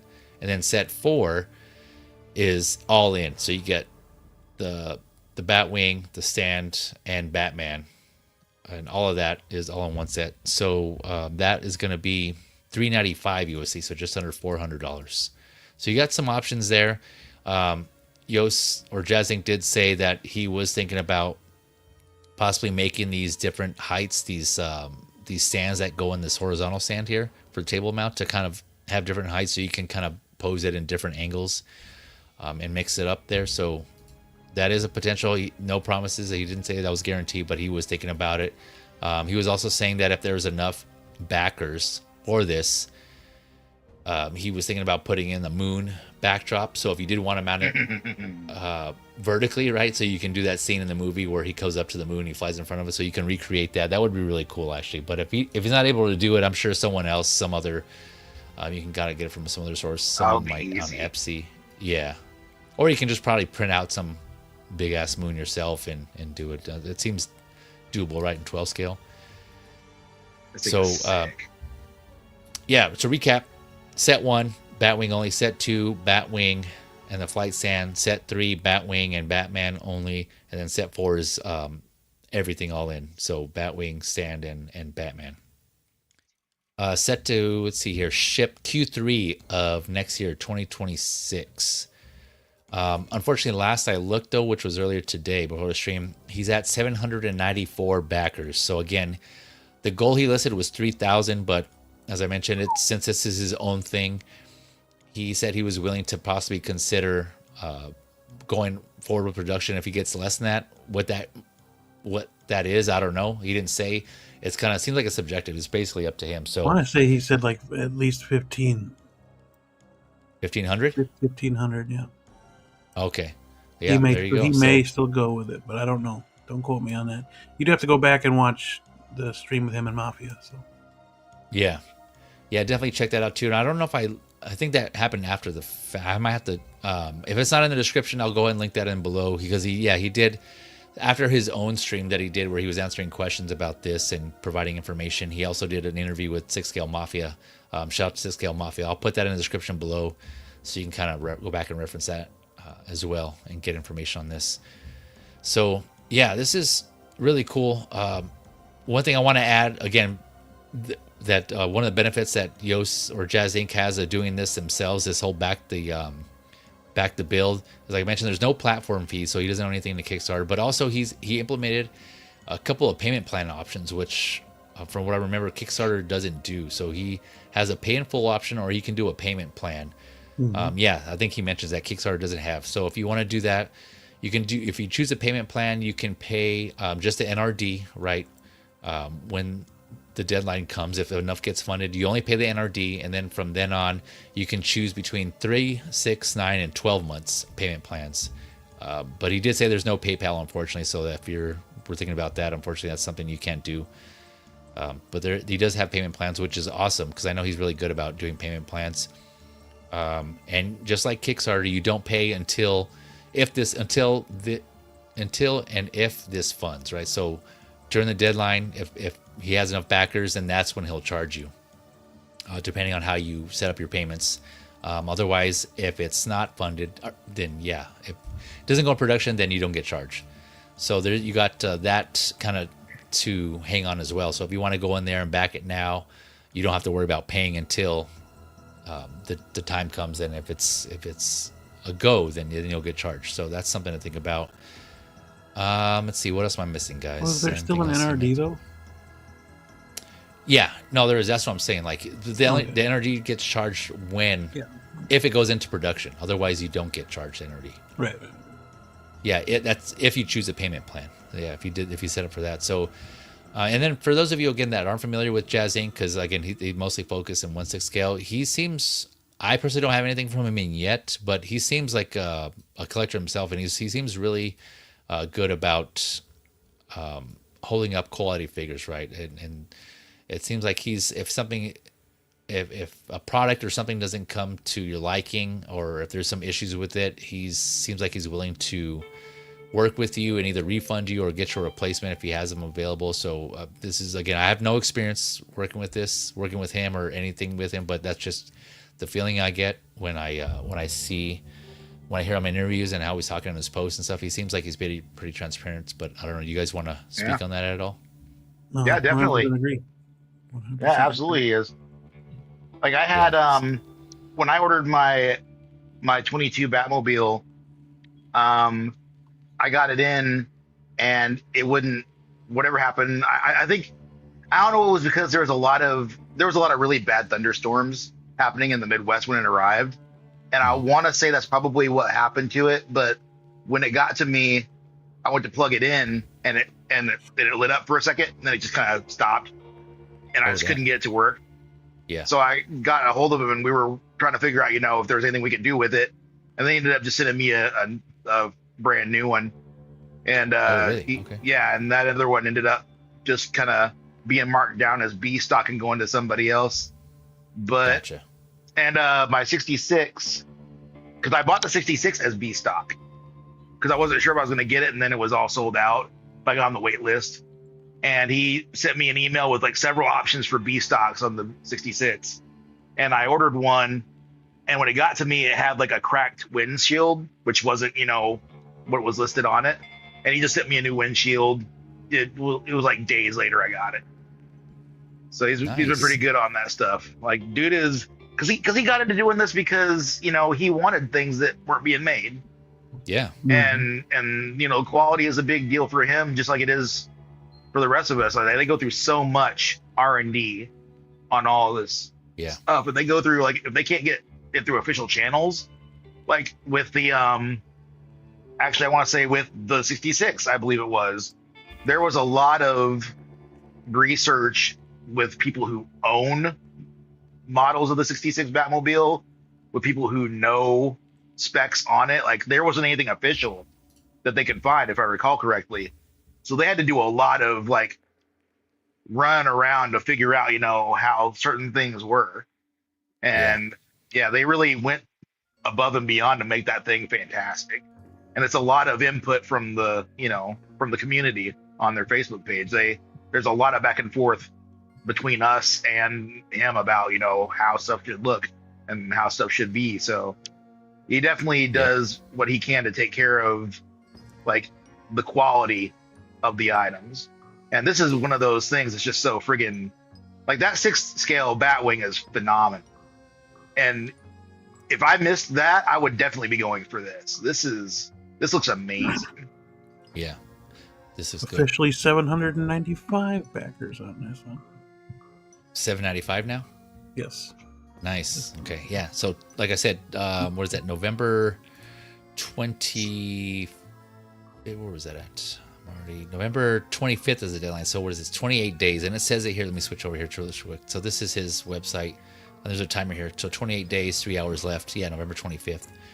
So again, this is his goal. 3,000 is his goal. But like I said, it's up to him, right? To Yoast or Jazzinc if they want to continue, because this is their own program. So there's still hope. Even if we don't reach the 3,000, he could still say, because he did say that he wanted to at least get into the. Well, see, that's why I thought this was his first one, because he was saying he wanted to get back. He wanted to get in the 12 scale market somehow, and even if he didn't meet the goal and he didn't make money on this, he still wouldn't mind making it, because this would then push him into the 12 scale, the 12 scale community, like in that market. But you guys were saying he already did a BVS, so I'm not sure what he was referring to in that. But I think fully cement himself into the 12 scale. Oh, okay. Market. I see. Yeah, because it's been a while, I think, since he made the BVS. Oh, yeah. It's been a while. Oh, okay. Gotcha. So yeah, so that was his motive. That's why he was saying he'd be willing to proceed with production if he didn't hit 3,000, because he would like to get in the 12 scale market, because he does plan on doing figures. I think he said, right, like 12 scale figures as well, eventually. I haven't seen that part. I didn't see the full, but maybe. So maybe I'm confusing with the that animated series, because I know he's doing that in 6 scale, but I thought there was mention of possibly 12 scale, or maybe don't quote me on that. I might be misremembering. I might be getting things confused, but for sure, 12 scale vehicles, which is where he started. Like I said, he's done a lot of 6 scale vehicles, and to what X-Men was mentioning earlier, the 66 he was referring to is the 66 Batmobile in 6 scale that Jazzinc did. And so that's what X-Men has, and where he had his issue, but he got that resolved, so that's good to hear. And so to what X-Men was mentioning, X-Men Supreme here, if you go on Jazzinc Dioramas, their Facebook group, and to what X-Men was saying, Yoast is pretty transparent. He sends out questions like, hey, what do you think of this? What do you think of this? He gets thoughts and opinions from the collectors, the community, and he takes that in. He actually reads and he pays attention, and he kind of goes off of that, which some people may see as like a con. I've kind of heard collectors say, well, you just make the decision and you go with it. You don't need to ask us. But others are like appreciate the fact that he's asking. So it's a mixed bag there. But you just want to get an idea, and I'm just saying, you want to see how he is. He is passionate about what he's doing, and he does want to make things as accurate as possible, because that's what he's about in his products, is accuracy. And to what X-Men was saying, him and his team do his research. And so that's why this is expensive, right? Because they're putting the R&D, and they want to make this as accurate as possible, like not one-to-one, but like a replica of the film. And so for those collectors out there who are looking for that in this scale, and that's what he brings, or even in 6 scale, that's what he brings to his products. And so that, again, this is all based off what I'm hearing other collectors say, what I've heard him say, because I don't have any of his 6 scale vehicles because they're so damn big. They are huge. But this here, when he said he was going to do this and he showed this, like, oh damn, okay. So I think I'm going to back this. I haven't yet, but I think I'm going to have to go and back this, because I've been wanting a Batwing. You put nothing down, so might as well back it. Yeah, you're right. Yeah, you're not obligated to pay anything now up until the deadline. So that's a good point. So I'll go show my support. And this may be the first Jazzinc vehicle that I'll get, because I've always wanted a Batwing. And for some reason, I thought McFarlane did one, and I kept researching, and I didn't see. They didn't do this Batwing. No, they did the Flash one. It was the Flash one. That's what I saw. Yeah. So I thought they did this, but I guess I'm mistaken. So I know there's like another a Batwing from, who is it, like Hot Toys did a 12 scale of the Bat from The Dark Knight. Yeah, that was a while ago, right? Yeah. Yeah, long while ago. Yeah. Yeah, they did a Batwing on. Let me know in the chat. I forgot who it was. It was like not Jazzwares, another like toy company, who's they like toys. Like when you think of toy, like that's what this company. And did Hot Toys like show a Batwing? Like they displayed one, like they were gonna do it, but they didn't, or something like that. Yeah, that was like from what I understand. I don't remember when, but yeah, they did show one a while ago, from what I remember. Like last year or the year before. Oh, really? I thought it was longer than that. Maybe it was, but I remember seeing something not terribly long ago from them. Yeah, it was like in a display, right? It was something in a display that Hot Toys had, some convention or something. Yeah, and they never made it into production, I don't think. So, but yeah, here we are with Jazzinc. And so the photos here, this is where I was going to point out real quick. These are the lights, the exterior lights. And then you can see there's some photos here of the cockpit where the lights, right here. It's kind of hard to see, but you can see the lights that light up here. So, yeah, attention to detail.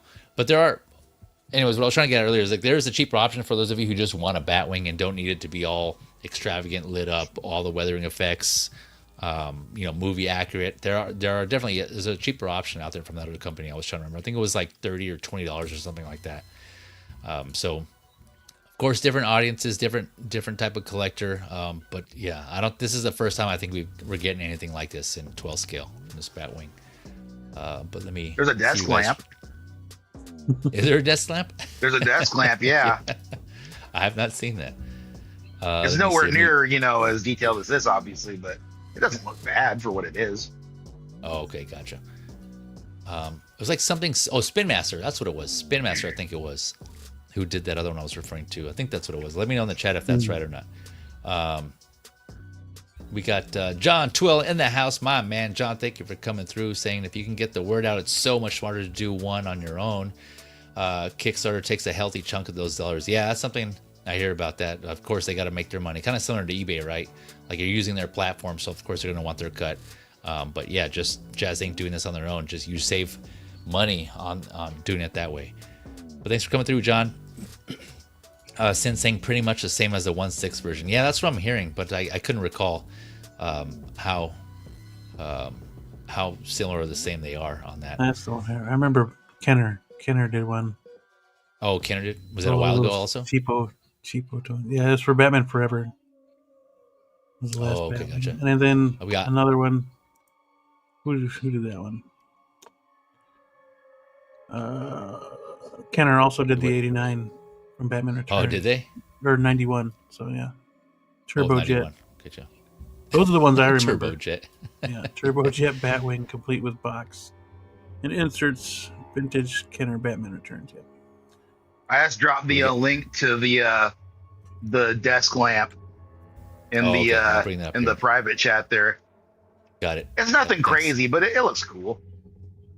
Okay, yeah, I'll pull it up here in a second. We got Big Rib in the house. What up, Big Ribs? What's up, fellas? He says, Did you ask if I backed this? Hell yeah, I backed this awesome Batwing. Yeah. And then he's like shitting. I'm like, Farland, yeah. Yeah, man, this looks cool. I'm gonna have to jump on this and back this as well. John saying, as some of you all know, not me for sure, Riggedy Cab be lost with age. Riggedy Cab be lost with age? Rigidity. Rigidity? Rigidity can be lost. Rigidity? I don't know the whole conversation. I saw that bit earlier. I was like, rigidity. What the hell? Oh, definitely not for me, for the record, yeah. That's a I think he's probably referring to the rod that goes through the Batwing, I'm guessing. When we were the rod. That rod. Yeah. Inanimate carbon rod, yeah. All hail rod. Yeah. That rod. Sin saying $400 is a steal. This is a steal. It's practically free.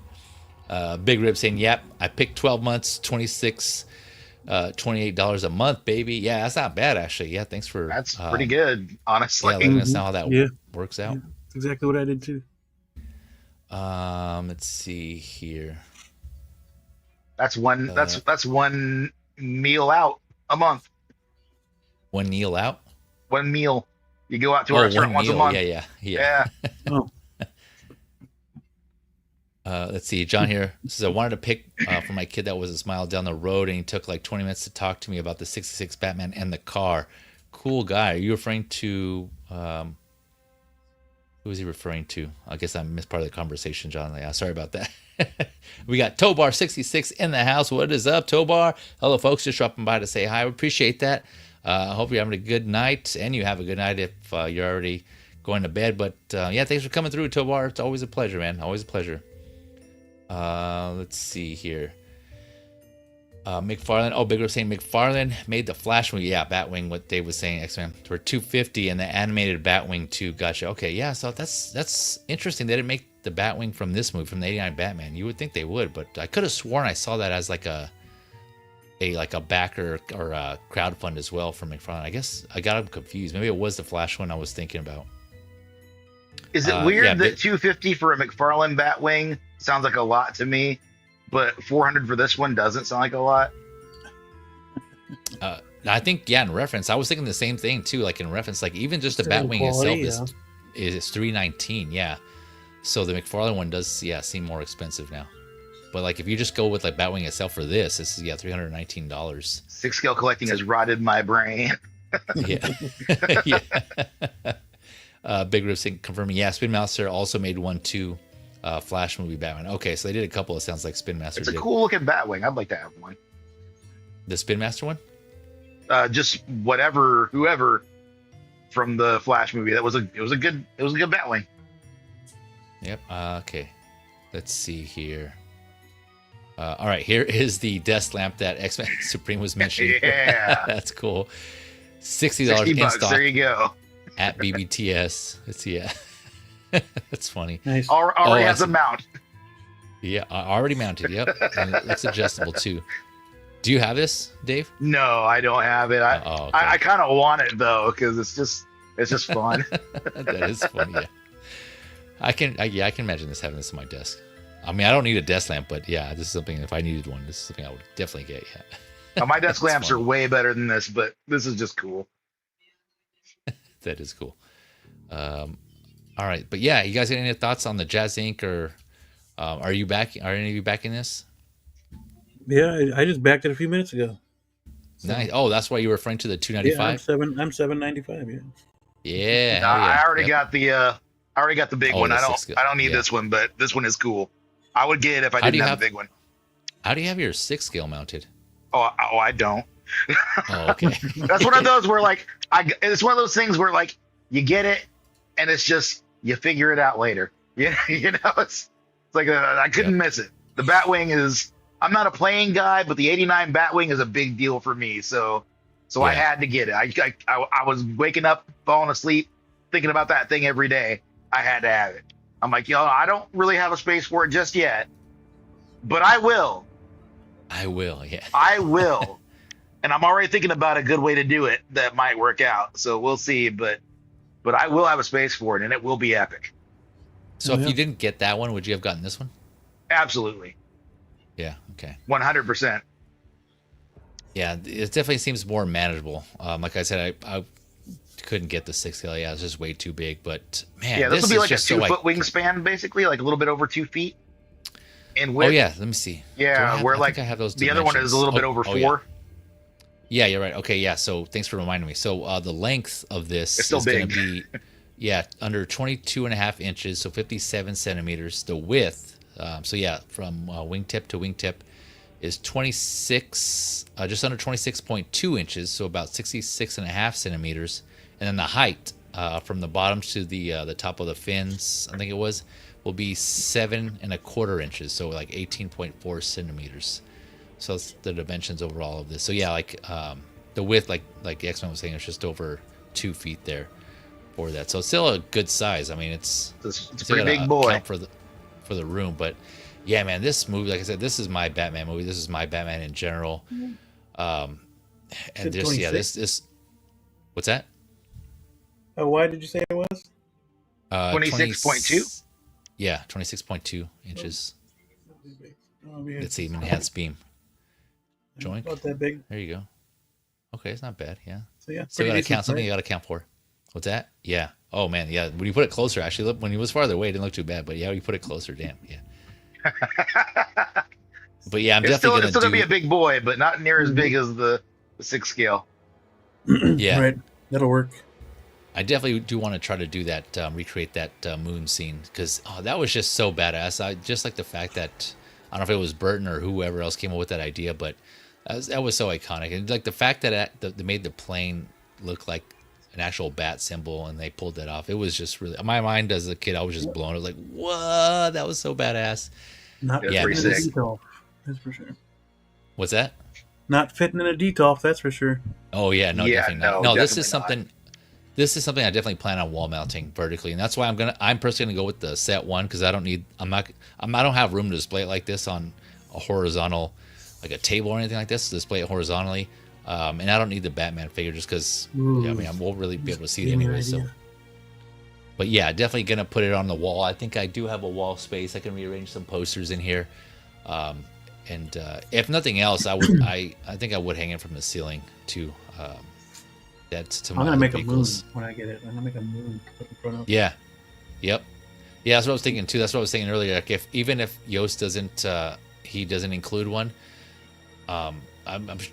we'll see how just printing out some big ass sheet of paper, like a moon, like a sheet of paper, or something, illuminated.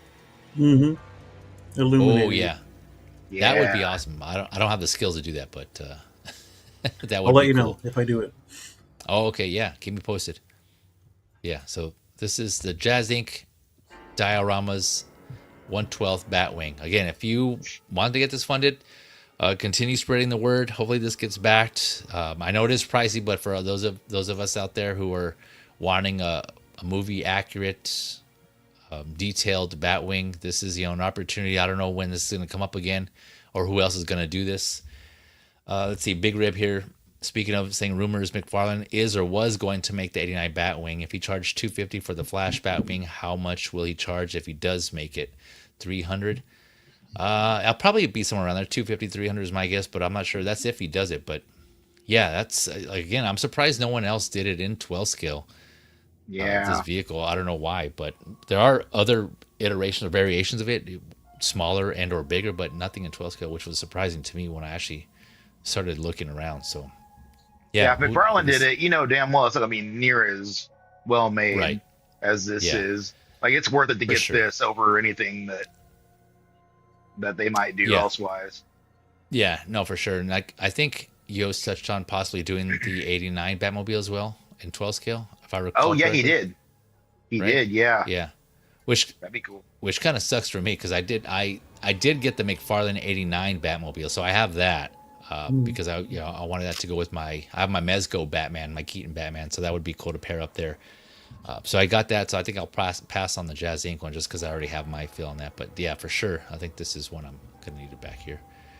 We got Loco Lou in the house. What's poppin', people? What up, Yo, Lou? dude? Thank you for coming through, man. Hope you're doing well. Hope you have a good day at work. Assuming you're at work right now. But yeah, we're just about to wrap up. We got one more vehicle to talk about, but anyone else got any more thoughts on this Jazzinc Batwing? Pretty cool. Yeah, man. Get it while the getting's good. Because if it don't get back, this ain't something you're gonna ever get again. Yeah, like I said, they're at $795. Beam was the 795th person. 28 days remaining. So if you're thinking about it, like I said, like we mentioned, no obligation. If it doesn't get funded, you don't get charged. So yeah, no obligation there. So I'll definitely need to get my my pre-order in as well and back this. But yep, that's there. So you're right there. Just do it. Yeah, you're right there. Yeah, I'll give me a second. Yeah, I'll jump on there. I'll be 796. But there you go. So sick. Yep. All right, going on to the next vehicle, going down even smaller in scale. This one, man, this is another one. I was like, okay, damn, I need to get this one. This looked pretty awesome. Next up, we have the Joy Toy Turtle Van. This is 1/18 scale to, of course, go with the turtles that they released earlier this year, announced and released. Definitely got the turtles. I never had a turtle van in my life, so I thought this was a good opportunity and small enough to where it'd be more manageable. So let's see here. $118 to $180 again, depending on your website. That's just the range I kind of give. The lower price is not including shipping. The higher price typically does include shipping, so keep that in mind. For reference, on Joy Toy's site, this is $144 USD. So that's kind of just to give you an idea of what they're charging. But yeah, it varies depending on where you get it from. Set to come out the Q4 this year to Q1 of next year, 2026. So the dimensions of this guy, this bad boy, 11 inches by 7 inches by 7.9 inches, so just under 8 inches. And that's length, width, and height. So 11 inches in length, 7 inches in width, and then about just under 8 inches in height. So for some reason, they didn't have a list of the accessories, so I kind of had to look at this and just kind of make out what they had here. So apologize if I missed anything in particular or don't name something correctly. But let's see, they got 3 hazard cones, like that's the street cones there, a spare tire / wheel that's attachable to the back, and we'll look at some photos that has that. 2 fire extinguishers, 3 grappling hooks with the lines attached, a set of tools, a set of missiles, a launch / ejector pad, I think that's what it's called. And I'll point that out when we get to that photo. 2 gun / turret effects, 2 front cannon effects, and an antenna. And it looks like I think this is like a first aid kit or something. I'm not sure what this yellow case is. And then you have this yellow kind of circular piece here on the left. Maybe it might be a gas can. And then, yeah, it looks like you have some other smoke effects here. We're not sure what those are, but yeah, we'll look at. Yeah, it's just weird. They don't list out what these are, unless I missed it. But no, this looks cool, man. The shading on this all around, the sculpting, this looks really awesome. It kind of fits the same aesthetic as the turtles they did, the Joy Toy turtles, which look awesome in themselves. You got like the mouth here, like the grinning mouth, kind of reminiscent of their the mouth expression they had on the original toys. That's kind of cool with the teeth here. It says Teenage Mutant Ninja Turtles on the front here, on this front wheel cover, it looks like. Here's that antenna I was talking about, mounted up here. That is detachable. And here's a photo that's showing the dimensions. Again on that. And then here's a photo of some of the turtles here, what they look like here in the on the front, on the driver's seat. And then a shot of the insides here. A little blurry, but I try to enhance what I can. Then here's the inside, or how the doors open up in the back. There, and you can kind of see a little bit what that looks like on the inside. There's like a table here with some steps here, like a step ladder, it looks like. Yeah, really cool. And here's the cannon effects I was talking about here. Here's the grappling hooks here. Let me try to zoom in here.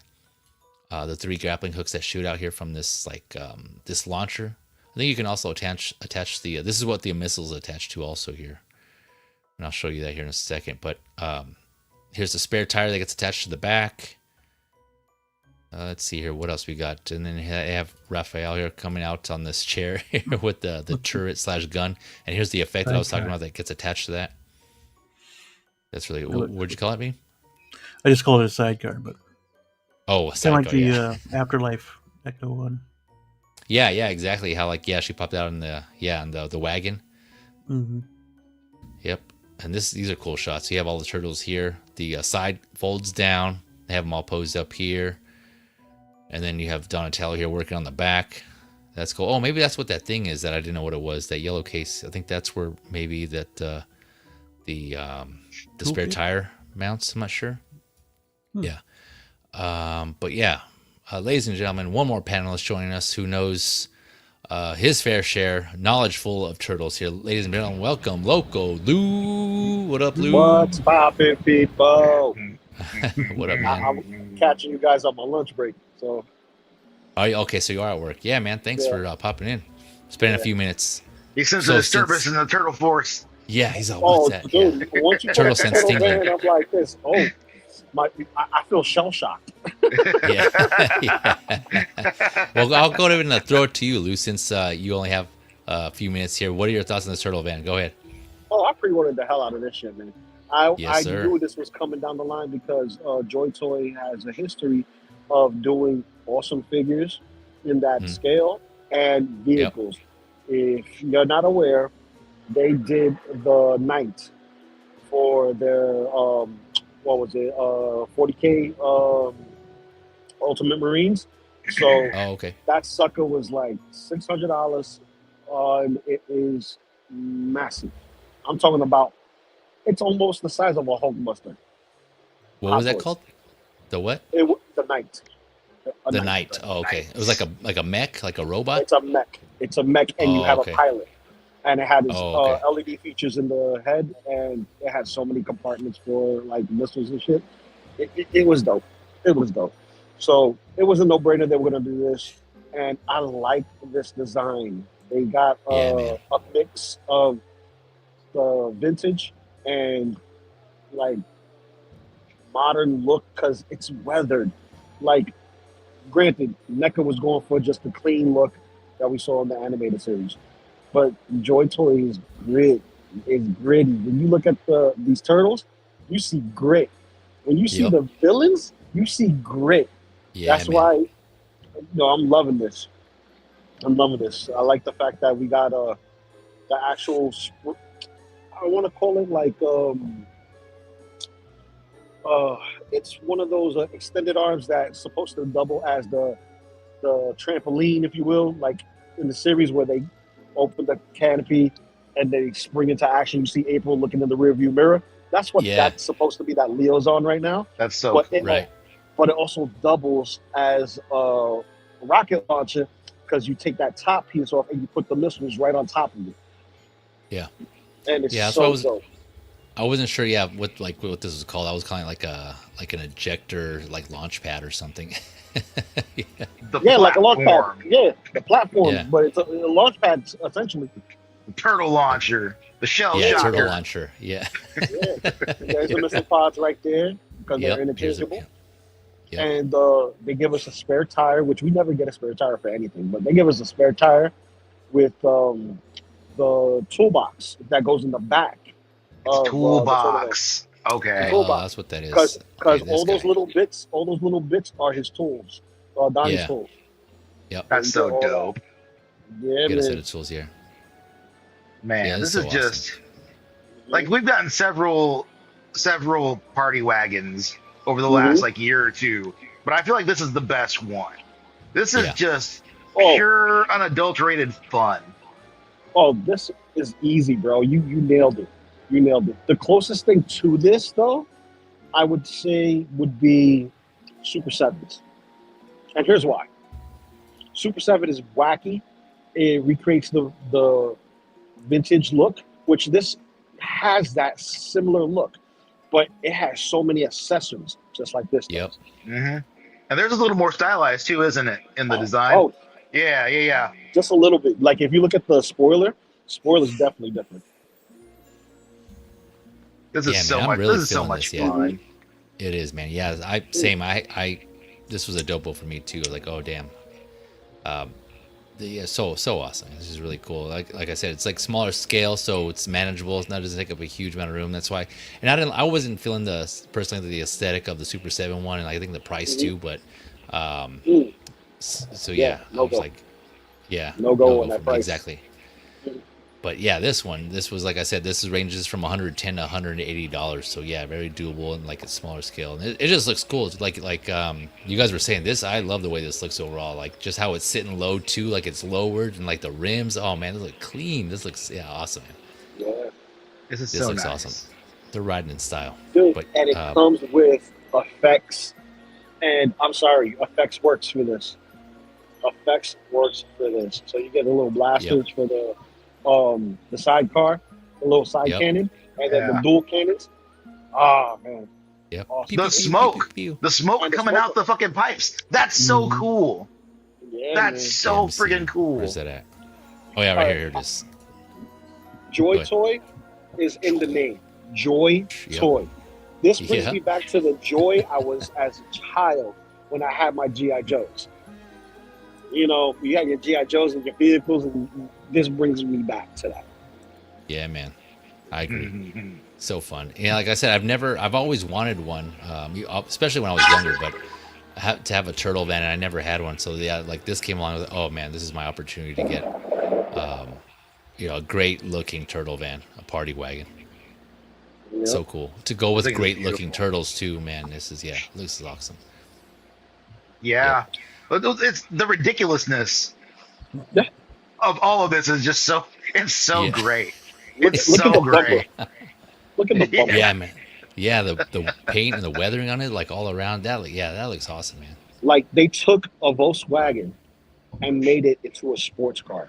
Because look, that front lip around, that's for sports cars, man. Like a Supra or a Spider. And then you big ass spoiler over the back. Yeah, big ass spoiler. Unnecessarily big spoiler. and then you got the extended wheels in the back that are bigger than the front wheels. Yep. Dude, this is the coolest thing. This looks awesome, yeah, man. Yeah. And it's going to take some real estate though. It's 11 inches long and 8 inches high. Yep. And 7 inches wide. But hey, that's that might just fit in a DTOL. Oh, that would definitely I think it will. DTOL. Yeah. Because it's 8 inches high and it's 11 across. So you'll be fine. Mm-hmm. Yeah. Yeah, you'll have a little bit of breathing room with that. Yeah. This is like a whole display right here. All the turtles with the van in there. Oh, you can definitely make it work. Now, also remember you got April and Casey. Throw April in the friggin' front with Casey, and then have the turtles, spring into action, man. Awesome display, man. If we can somehow recreate that scene, like you were just saying, that intro to the original cartoon where April is driving and the other turtles popping. Oh man, that would be so sick. I'm going to do it. You already have ideas on how to make it work? Dude. All right. I'm going to say it online so everybody gets a chance to do it. So, you could hand make your own flight stands using the aluminum wire that you can get off of Amazon, right? Oh yeah. And you get a specific thickness, but it has to be flexible, so that way you can bend it to by hand. But these figures are super light, so they're not going to bend the metal. So they can hold themselves right up. So you don't even need to have the spring in there. You just have them, kind of posed up, one in front of the other, and just have them lifted off. The only thing is that depending on how you want to display it, you can have them kind of looking up because their range of motion is limited because it is a double ball joint between the neck and the head. But because the style of the shell and all that other stuff, that gets in the way. But bro, just having them up in the air ready to attack. Yeah. That's just dope. What? Yeah, each of their weapons in their hands. That would be super ready to cool. Go. That was one of my favorite scenes or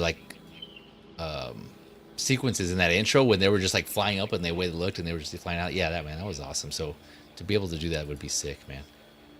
Yeah, man. This whole shelf would be awesome. Yeah. Beam, you got any thoughts on this turtle van? I know this is not something you're collecting, but any thoughts? It looks really cool and brings it back to childhood. But yeah, I won't be picking it up. But I'm glad for those who are, and we'll find joy in it. Joy toy. Yeah, man. Joy in their toys. Yeah, this is a dangerous line, man. Yeah. Oh, I got everything but the Triceratops. Because they're not expensive, but there's a lot of them. No, they're expensive. They're the price of mecha figures now. Yeah. Well, when you're comparing them to like 6 scale prices, they're not expensive. Yeah. Compared to 6 scale prices. Yeah, I had like the turtles and April and somebody else all in my cart, and I was like, yeah, why not? But I was like, nah. I'm not doing this scale, so I'm not gonna do it. And I'm glad I didn't, because I would be buying this too, and I'll be like, oh man, dude. Yeah. Ooh. I can only imagine what they're gonna do next because they gave us the van. I can see them giving us the drill. The drill, yeah. The drill? Yeah, that was my first thought was the drill. The transporter. The transporter, the shredder, and the foot. Yeah, the foot drill. Okay. I was thinking of that'd be too big. I was thinking like, what is it, Technodrome? Technodrome. The Technodrome is too big. Too big. That would be cool though. Because you got to think about it like this: one of the treads is the size of the turtle vein. Yeah. And didn't the drill go inside the Technodrome? Right? Supposedly yes, but we never see it actually. Oh, okay. You know, gotcha. like go inside, we'll see like it's weird because they'll be in the Technodrome, they'll get into the modular, right, and then they'll drill down, and you see lava pop up, and you're wondering, aren't they inside the Technodrome? How is that happening? Oh, do you think they'll do their own version of a sewer playset? Yes. That would be cool and very doable. Yeah. They have their own build sets with a cafeteria, locker room, and hangar for their Warhammer and Wastelands, I think it's called. Oh, I forgot the name of it.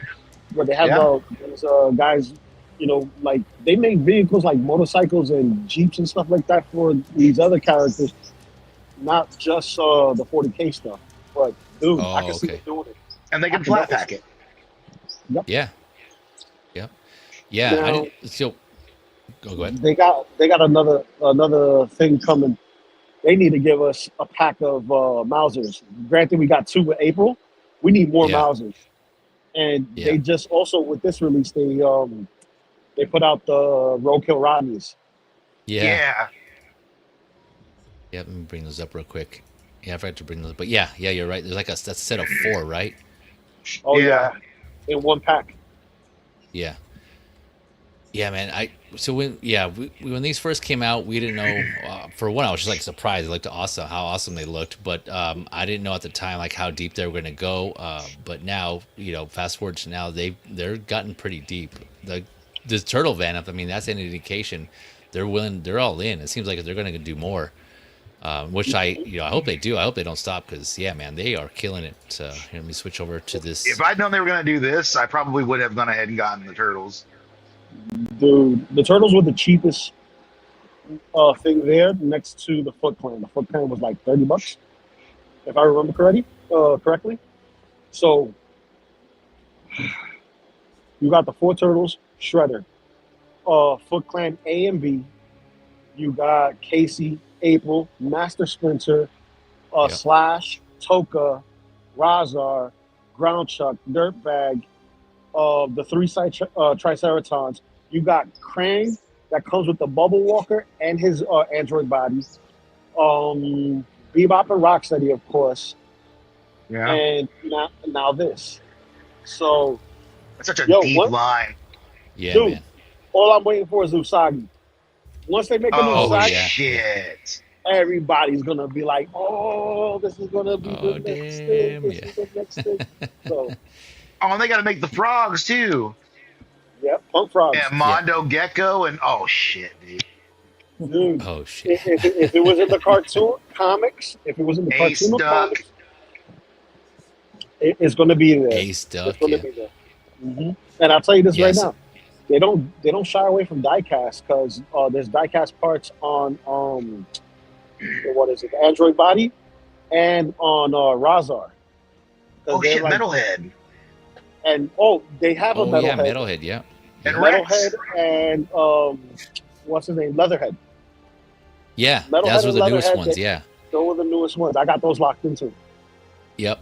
Yeah, I can't remember which. Oh man. If I got both or one of them, but yeah, those looked awesome. Also, I think I got Metalhead. I think I was debating Leatherhead. Leatherhead. Yeah. Yeah, because Leatherhead didn't come with his hat, which is weird. But you know what? Yeah. There's people with 3D printers. They're gonna make it. Yeah. Yeah.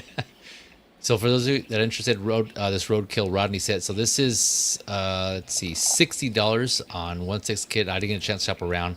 I'm just looking at it here now while we're talking. But the thing with that is he's taking full payment in advance, and that's because these are going to be available in the next couple of months, like the Q4 of this year. So they're going to be releasing pretty soon. So that's why he's taking full payment on these this Roadkill Rodney set. So if you're interested, it's still available for pre-order if you want them. But yeah, man, I'm looking forward to seeing what else they do because they're just a lot of good stuff. This is already a full scene, man. This is a full battle scene on a garage rack already. I had initially passed on Casey Jones because I was trying to limit what I was buying, but I kept seeing photos of him and I was like, damn it, he just looked too good, and I ended up pulling the trigger on him, and I just got him recently actually, so he was still available fortunately. So I got the I ended up getting Casey Jones as well. He just looked too awesome, man. I was seeing photos and what people were doing with their display with the turtles and him, and yeah, it was just really cool, man. Sometimes I look, I'm like, is that the Joy Toy? Because I thought it was a bigger scale, but no, it was their Joy Toy version. Really cool. It's not the Ling. What was it? Ling Jihan. It's not the Ling Jihan versions because they're similar in style. Yeah, and those are the ones that have like the medieval Japanese armor and stuff, right? That's the exclusives. Okay, yeah. That's the exclusive. Unfortunately, the Mikey and the Raph were exclusive. Yeah. I wanted to get those. The smaller samurai stuff, that's called the Samurai Turtles, that are named after the Four Seasons and not the Renaissance. Those are already out and about. The only one we're missing is Raphael, and he's a Shogun. So I'm still waiting for 5K and the rest of those people to push that guy out because we're waiting on our Bebop. Like he's been pre-ordered for over a year, and we're still waiting for him to pop up. For Joy Toy? Nope, for Rage Toys, which is Rage Toys. Right. The same as Fury Toys, not Fury Toys. Yeah, Fury, right. Oh, he was what do they call him? Like Gullen Busty, I think it was, or something like that. Gullen Busty, yep. Yeah, that's right. Are these the same turtles that somebody on Instagram made like? They made custom heads for? These turtles here? Yes, these, right? Yes. Yeah. Yes, they took the NECA Mirage turtles, the Larson ones, and they shrunk them down, and they put it on these. And the thing is this, I think it was Tony May who did it, and he don't have any available anymore. Yeah. That shit sold out real quick. Nothing stays in stock. Nothing. Yeah, I was thinking about getting those, but in the description he said those came in unpainted, and like I have no skill in painting figures, so I wasn't gonna even test my hand on those, or else I would have got them if they came painted. But yeah, those look really good. Man, these are just ridiculously fun. Yeah, man. Anyone else getting more thoughts on this the van? Nope, everyone's good. Buy it if you're a turtle collector. That's it. Yeah, yeah. Buy it if you're a turtle collector. Available. Yeah, it is available at multiple places though. So like I said, shop around, find a retailer that works for you. But yeah, this is there's you got a few options there on this one too. So we'll see. Hopefully the shipping isn't too much on this one though. But I mean, I personally went through 1/6 kits, so like that shipping is taken care of already. But it's just a tariff fee. I don't know if that's going to apply and how much it'll be. So we'll see. We shall see. Let me address the chat here. John saying Joy Toy's the best. I have a feeling of their zombies and some of the Roman soldiers, and they're flat out beautiful. Yeah, man. I have some of their other lines as well, their IPs. And I have some zombies. I can't remember. I think that might be Joy Toy. Let me see. Turtles versus zombies. Yeah, but that's if they're the same scale, because I think they have another scale, which is 125 scale. I got a set of these, and I can't remember Turtles if versus these pygmy are zombies. Joy Toy or not. There's another line that does 118 that I'm forgetting who they are, but I bought this set here. Like I have this guy here. Speaking of zombies. I don't recognize that one. That might be Higher Toys, maybe? Yeah. Maybe. There was someone that was like Joy Toy. There got to be a tramp stamp on it somewhere. I always forget. Does he have a blue fire heart? Yeah, he does. Yeah. He's wow. Really cool. Yeah. Let me see. There was like a police officer. Like there's this guy, and I think there was a woman too, like a female zombie. Get him closer. Could be Joy Toy. Could be Joy Toy. Let me see if there's. I don't think. Pretty well articulated. This is awesome, man. Like, looks really cool. Yep. I'm about to be out. It's time for me to punch back in. But it's always a pleasure. All right, man. Well, thanks again for joining us. Anything you want to shout out real quick or plug? Yeah, hit that like button, hit the subscribe, and follow everybody here on the channel. That's the best I could do. That's good enough, man. We appreciate that. Thanks for your support, Lou, as always. Good seeing you, bro. Enjoy the rest of your workday, man. You too. Later, guys. Peace. Later. This thing is cool. Here. This thing is friggin' John cool. saying the Battle of the Stars stuff is dope. They cover all kinds of sci-fi styles in that line. Yeah, man. I think, and again, I'm getting confused, but I do have a couple of their. I don't know if it's Joy Toy that did the mechs, or I think it might be. Yeah, see, like I get them confused because someone did some mechs, and I thought it was their Battle of the Stars stuff. But the reason I got them is because they remind me of Titanfall. The mechs, if you guys are familiar with that game, Titanfall. Because I don't think anyone has done figures from that, but they're really close. They're really damn close to this, and I have to double check now. But yeah, I got a couple of those, and they even have the pilots to go in the figure. Yeah, so sick, man. They're super sick figures. So I think I don't know if that's what you're talking about, John, in there. He's saying from Borderlands style punks to armored space marine types to grimy workers on spaceships, the Battle of Stars dioramas are really cool too and cheap. John saying, yeah, confirming that the zombie I had is a Joy Toy from a Chinese phone game. Oh, okay, that's what that's from. I didn't even bother to look. I just saw zombies and I saw the way it looked. I'm like, okay, I'm sold. Click, buy now. And I actually got a good deal on Amazon for the pack. I forget how many. I think it was like 3 or 4 zombies in there.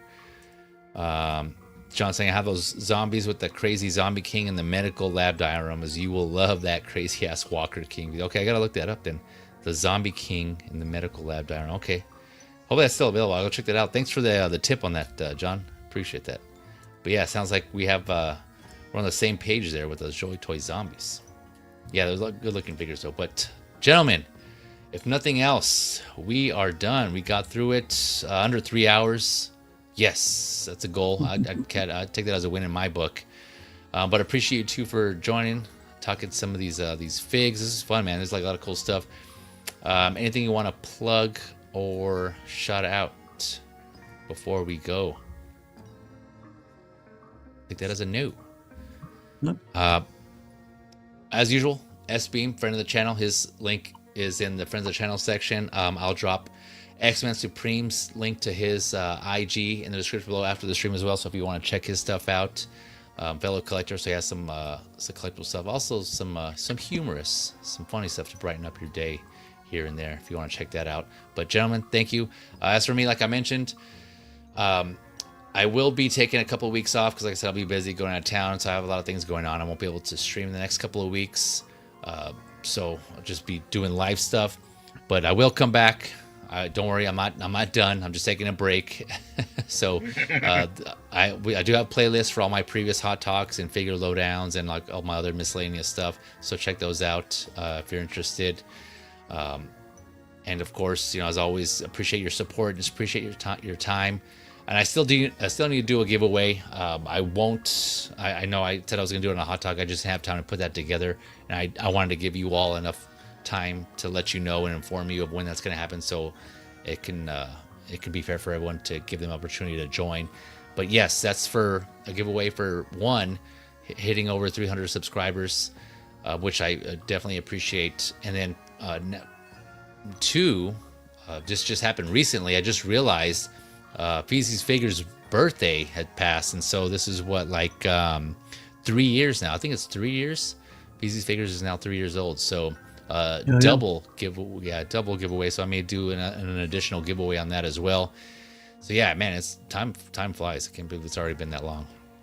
But appreciate you all again. Enjoy the rest of your week, your weekend, your next couple of weeks.